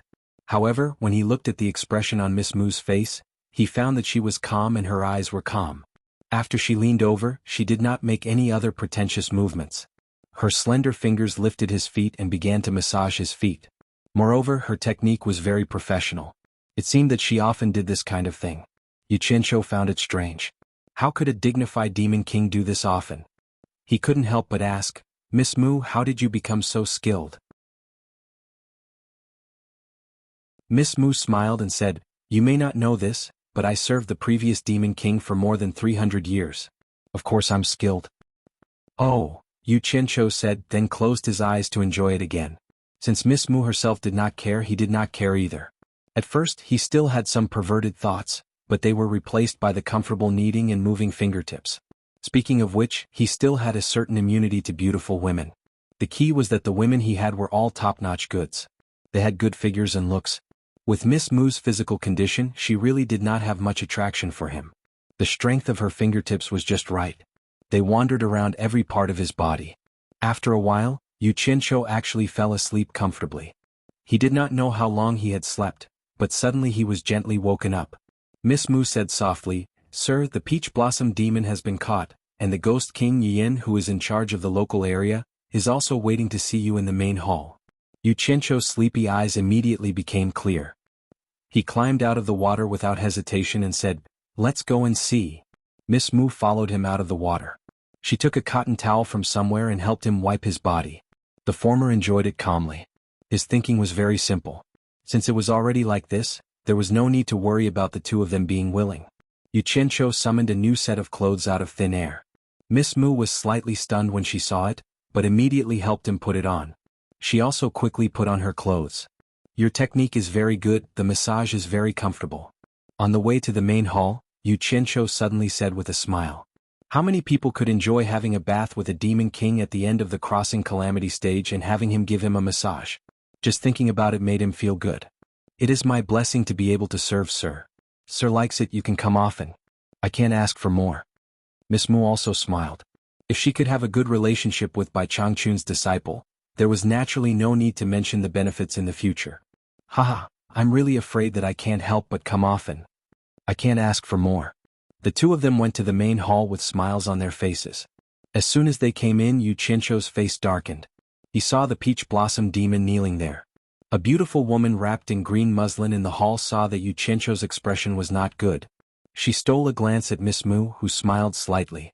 She immediately knelt down and said, "Yin pays respect to Sir." Yu Qianqiu glanced at her coldly and raised his hand to signal her to get up. He walked straight to Peach Blossom and sneered, "Peach Blossom, do you still recognize me?" How could Peach Blossom not recognize him? She did not know why she was caught and brought here. She was in a panic. Now that she saw him walking out with the Demon King and the Ghost King kneeling down to greet him, she immediately realized that she had made a big mistake. She knelt down and kowtowed repeatedly, "I know I was wrong, I know I was wrong. I saved you but you left me and ran away secretly. Hey, I hate ungrateful people the most in my life. Get up. It's useless to bow again." Yu Qianqiu stared at her and said. Peach Blossom hugged his leg and begged bitterly, "Sir, forgive me this time. I won't dare to do it again. I asked you to get up, didn't you hear me?" Yu Qianqiu's voice was very cold. Peach Blossom stood up shakily. Tears were already flowing down her face. She shook her head and cried, "I've been cultivating for thousands of years. I transformed into a human form and was alone. I didn't know Sir's ability at that time. When I saw Tingpa, I was really scared." Her voice stopped abruptly. Yu Qianqiu suddenly poked her chest with both hands. Peach Blossom opened her mouth wide and her eyes bulged. Soon, her eyes shrunk deeply, and smoke began to come out of her 7 orifices. Then the skin all over her body rapidly shrank. Suddenly, a blue flame emerged from her body, and she disappeared without a trace in an instant. You have eyes but fail to see the situation clearly. Since you can't see the situation clearly, why do you still transform into a human form and continue to be a 1,000-year-old peach tree? Yu Qianqiu opened his 5 fingers indifferently and sucked the blue flame back into his palm.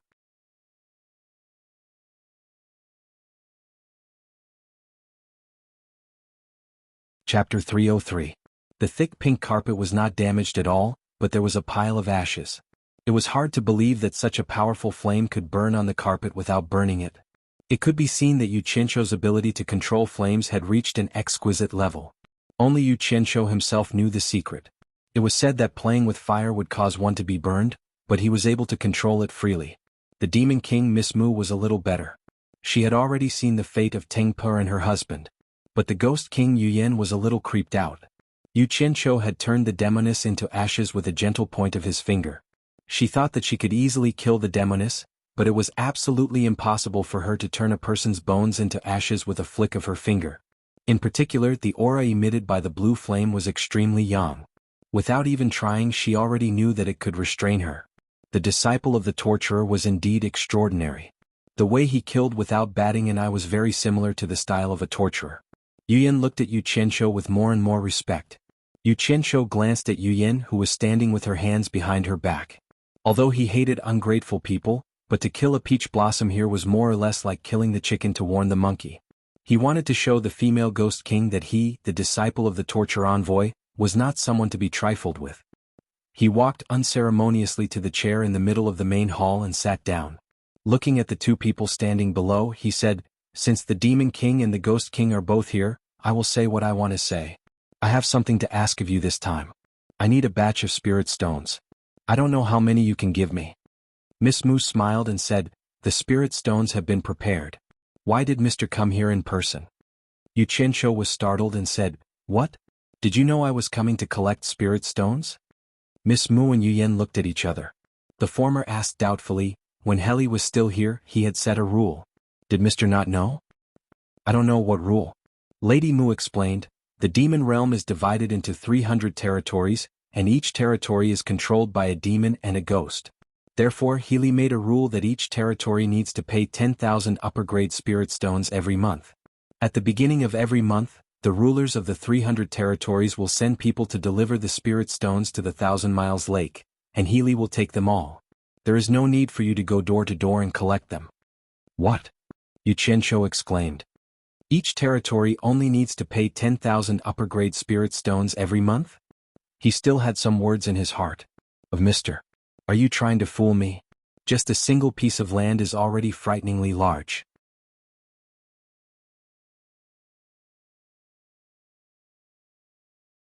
Only you guys can afford to fork out 10,000 a month. Of the territory of the demon realm was already, but it was 10,000 upper-grade spirit stones every month. It's not inappropriate, it's just that. Yu Qianqiu rubbed his chin and hesitated for a moment before saying, isn't it a little too little to pay 10,000 high-grade spirit stones per month for each territory? Mr. Tuov of the rule? In that case, how much do you think is appropriate? Well, Yu Qianqiu thought to himself. With 300 territories, 10,000 yuan per month was indeed too little. In a year, it would only be a total of 30 million yuan. It was not even as good as the 2 7-star blood orchids that he sold. If it was increased by 100 times, it would be more than 3 billion yuan in a year. That would be a great profit. After thinking for a while, he said, what do you think? How about 1 million per month from each territory? What, 1 million? Miss Mu and Yu Yan exclaimed in unison, their faces full of disbelief. Yu Qianqiu's face darkened as he snorted coldly, what? Is 1 million a lot? There are indeed too many. I reckon that most of the territories won't be able to be handed over. Lady Mu shook her head and said with a wry smile, Sir, you may not know this, but spirit stones are the rarest thing in the demon ghost territory. Just like our territory, it's difficult to gather 1 million upper-grade spirit stones in a year. Sir, you want us to hand over 1 million upper-grade spirit stones every month. It's not that we don't want to, but we can't. Yu Qianqiu was stunned and asked suspiciously, is the demon ghost territory so poor? In his impression, the demon ghost territory was not only rich in all kinds of rare spirit grasses, but there should also be a lot of spirit stones. In the past, he not only got a lot of top-grade spirit stones in the demon ghost territory, but he even got some divine-grade spirit stones. He was too lazy to dig up those upper-grade spirit stones. How could a demon king not even have 1 million upper-grade spirit stones every month? Lady Mu smiled bitterly and said, compared to the human world, the demon ghost territory is indeed very poor. The same demon cultivators on the same cultivation level spend more time in the demon ghost territory than in the human world, and even spend several times more time. Fortunately, the spiritual qi in the demon ghost territory is far more abundant than in the human world. This time Yu Qianqiu was a little depressed. He believed that the two women did not have the courage to lie to him. It seemed that his plan to get rich was ruined. He asked with a little unwillingness, could every territory be so poor? Aren't there any rich ones? That might not be the case. Territories with good luck might discover new mines that have yet to be excavated, but the chances are very small. After all, the demon ghost territory has existed for so many years.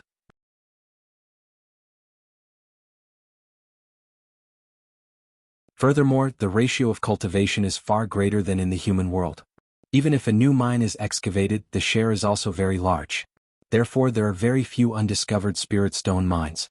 Most of the territories are searching for missing spirit stones in some old mines. Lady Mu explained. It seemed like it was purely a coincidence that they found the spirit stone mine back then. Yu Qianqiu sat there in silence. Right now, he was very concerned about the tens of millions of upper-grade spirit stones that were swallowed by the Wu clan. After a long time, he said helplessly, since that is the case, let's follow the old rules. Looking at the sky outside, it was already slightly bright. He reckoned that another day had passed, and he still had to rush back to farm. There were still a few days before the start of the month, and the spirit stones for the deficient flame mystic fruit couldn't be cut off. It seemed like he had to use his capital to pay for a few more days. Forget it. Even if it was less, there would still be 36 million spirit stones in a year. After deducting the amount that was used up, he could still earn around 30 million spirit stones. He could only comfort himself like this. He stood up listlessly and waved his hand. That will be all. I still have something to do and have to rush back. He was in a low mood, but he didn't think about it. How many sects could earn 30 million spirit stones in a year even in the human world? He should be content with what he had. However, he was used to seeing a lot of money, and he couldn't lift his spirits with less money. Mr. Lady Mu walked over and bowed. I just received a message. A few demon kings and ghost king in the nearby territories heard that Mr. is here and are rushing over at top speed. They wish to pay their respects to Mr. Some of the territories even prepared a greeting gift for Mr. Would Mr. like to wait a little longer? Yu Qianqiu took a glance at her and thought, damn it. She was so poor that she couldn't even afford spirit stones. How could she possibly have a greeting gift? What else could the demon domain have besides spirit herbs? When he thought of spirit herbs, he was slightly taken aback. He reached for the pill Grandmaster's pill recipe Jade Archive and took out a blank Jade Archive. He spent some time copying the spirit herbs that he didn't have on the Jade Archive and handed it to Lady Mu. There are some drawings of spirit herbs in here. You can make a few copies and pass them to the other demon kings and ghost king. Tell them to help me collect some when they have time. As for the greeting gifts, keep them for me. Give them to me when the opportunity arises. Lady Mu took the Jade Archive and asked in surprise, Mister, do you know alchemy?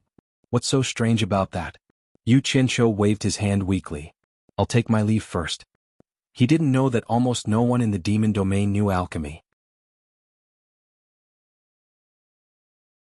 Otherwise, there wouldn't be so many rare spirit herbs left uncollected in the demon domain. Lady Mu glanced at Yu Yan and bowed. I'm afraid you might run into someone as blind as old Monster Teng. We'll see you off, mister. There's no need. Yu Qianqiu walked out of the hall alone. With his back facing the two women, he waved his hand and said, I'm not in a good mood. If there are any more blind fools, I won't waste my breath on them. I'll kill every one of them I see. Then he unsheathed his long sword and carried him away into the sky.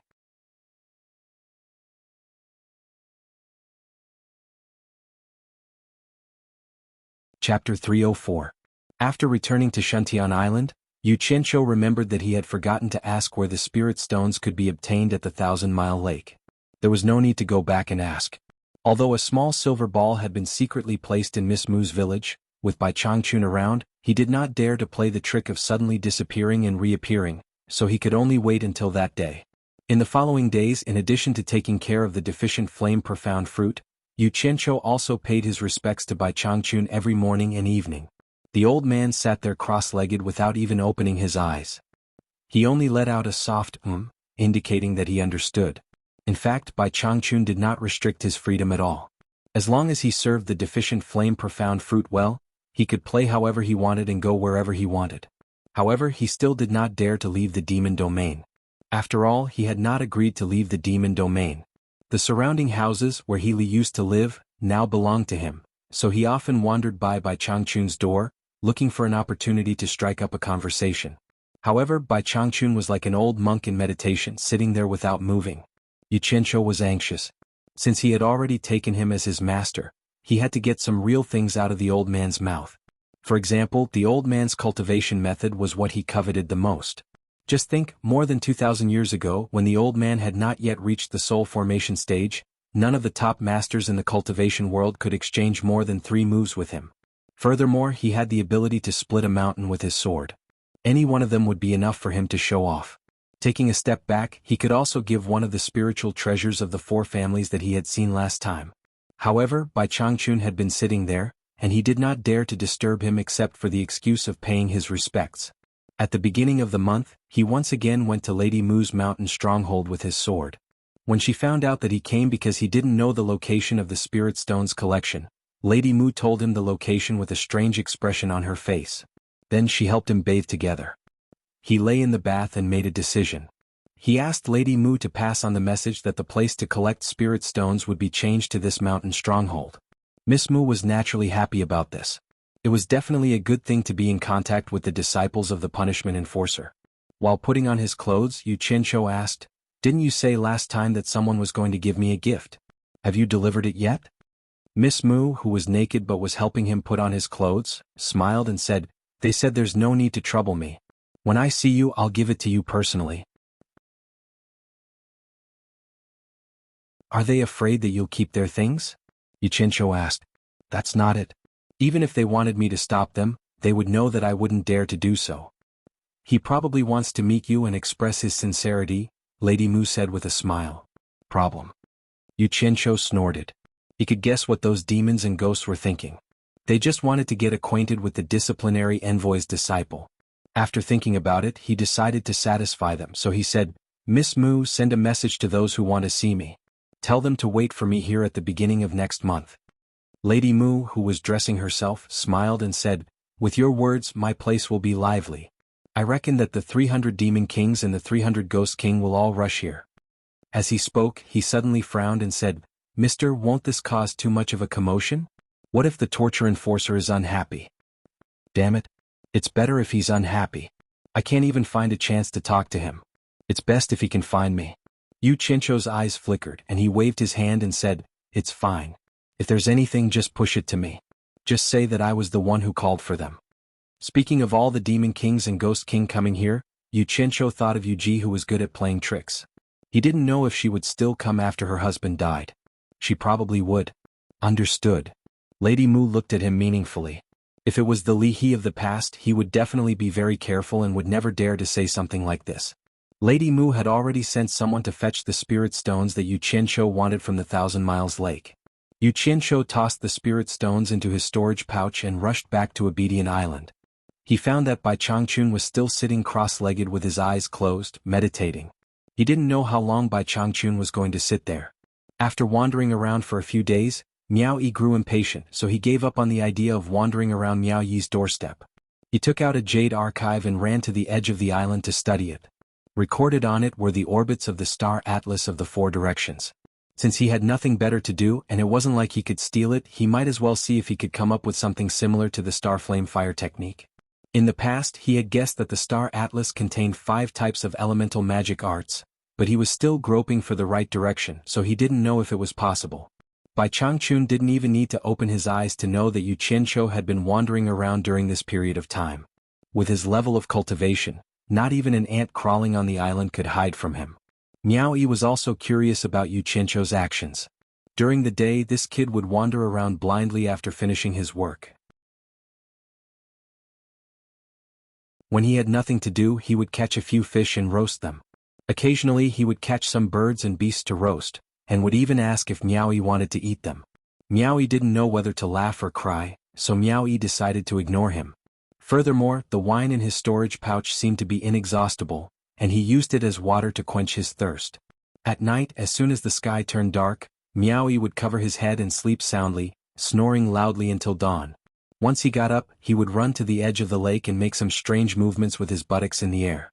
Then he would strip naked and dive into the water to swim. He would catch a fish for breakfast, and when he was full, he would go to work in the garden of the deficient flame profound fruit. Just like this, Miao Yi had never seen him cultivate. If everyone was like him, then there would be no need for him to cultivate. Miao Yi really didn't know how he was able to reach the late core formation stage at such a young age. Actually, Bai Changchun didn't know that Yuchencho himself didn't want to be idle like this. The key was that ever since he absorbed the azure fire, the core in his dantian seemed to have a spiritual nature, and could refine spiritual qi to cultivate. If he were to sit down and painstakingly cultivate, it would be faster to let nature take its course. In fact, he only needed to take out a spirit stone from time to time and absorb spiritual qi. Since it was already like this, was there still a need for him to sit there and cultivate? In addition, he didn't dare to steal it, so he naturally had nothing better to do. Therefore, in the morning he would do calisthenics, swim and make some snacks. Otherwise, Big Brother would be lonely. Which star chart of the 4 directions should he study first? Yuchencho sat by the lake, shaking his head as he pondered. His gaze fell upon the surface of the lake and he paused for a moment. In his previous life, the 5 elements of metal, wood, water, fire, and earth were located in the north. If his guess was correct, the northern star chart should be related to water. With such a large lake here, it was just the right time to verify his conjecture. Out of boredom, he immediately found a way to pass the time. He immersed his divine sense into the northern star chart recorded in the Jade Archive, and calmed his body and mind as he studied the changing trajectories of the star chart. As he sat there, he lost track of time. The moon rose, the moon set, and the stars sank. In the blink of an eye, it was dawn of the next day, yet he was still sitting there in the same position. Usually he would work in the morning, but even when the sun was high in the sky, he was still sitting there with his eyes closed, deep in thought. He had already entered a certain state. This strange phenomenon immediately attracted Bai Changchun's attention. Sitting cross-legged in the room, Bai Changchun finally opened his eyes, revealing an expression of disbelief. He abruptly disappeared from where he was, and soundlessly reappeared in front of Yu Qianqiu. His eyes shone brightly as he sized him up. With his eyes closed, Yu Qianqiu's expression kept changing. Sometimes he would smile foolishly like a child, sometimes he would furrow his brows in deep thought, and sometimes his brows would relax and he would nod slightly, as if he had understood something. Bai Changchun's expression was extremely shocked. He had cultivated for more than 2,000 years, and his knowledge was vast. The Yu Qianqiu in front of him had obviously comprehended something and entered a state of enlightenment. For cultivators, this was definitely something that could only be encountered by chance. Once they comprehended it, they would benefit for the rest of their lives. Normally, cultivators with low comprehension would find it very difficult to enter this state. Usually, only cultivators with extremely high talent would be able to enter this state. For example, he himself was considered one of the most talented cultivators in the same generation. When he broke through to the soul formation stage at the age of 300, he entered a state of enlightenment. After another 300 years, he broke through to the middle stage from the early stage of soul formation, and after another 500 years, this state of enlightenment appeared again, helping him break through to the late stage of soul formation. However, after reaching the late stage of soul formation, after more than 1,000 years, this state of enlightenment that he yearned for never appeared again. As his lifespan was nearing its end, he had no choice but to search for external methods. He wanted to take the risk of entering the Eastern Holy Land to find a method to break through and ascend. He broke through to the soul formation stage at the age of 300, and reached the middle stage at the age of 600. In total, it took him 1,100 years to reach the late stage of soul formation. Among his peers, his talent was definitely at the top of the best. At the same time, he understood that this was inseparable from his bitter cultivation. However, this young man in front of him, who was always fooling around and idling around, had actually entered a state of enlightenment. His talent was already considered high, but he only had this opportunity when he was 300 years old. But how old was this kid? Was it talent or the will of the heavens? How was this possible? He had never heard of it before. Bai Changchun shook his head and smiled bitterly. His gaze fell on the jade archive in Yu Qianqiu's hand. He thought to himself, could it be that there's something strange about this jade archive? He raised his hand, wanting to take it for a closer look. However, just as he raised his hand, he put it down again and shook his head slightly. If it had nothing to do with this jade archive, he would definitely wake Yu Qianqiu up from this state of enlightenment if he took the jade archive. He might even ruin the one and only opportunity in his life. It was difficult to seek for oneself, but it was also impossible to destroy others. This was the will of the heavens. This was the will of the heavens. He could not go against the will of the heavens. Bai Changchun raised his head to look at the horizon and sighed softly. He thought of the phrase he often said, if the heavens have feelings. However, it had been a long time since the heavens' favor had descended upon him. Now it had descended upon the disciple he had accepted. Fate, was this the will of the heavens? You're tuning in to the Han Li's Wuxia Adventures YouTube channel. We're so grateful for your support, and don't forget to subscribe to join us on this incredible journey through captivating stories. Your generosity through donations truly makes a world of difference, as it's the primary source of revenue that allows me to expand and enhance this channel for you. Thank you from the bottom of my heart for being a part of this adventure.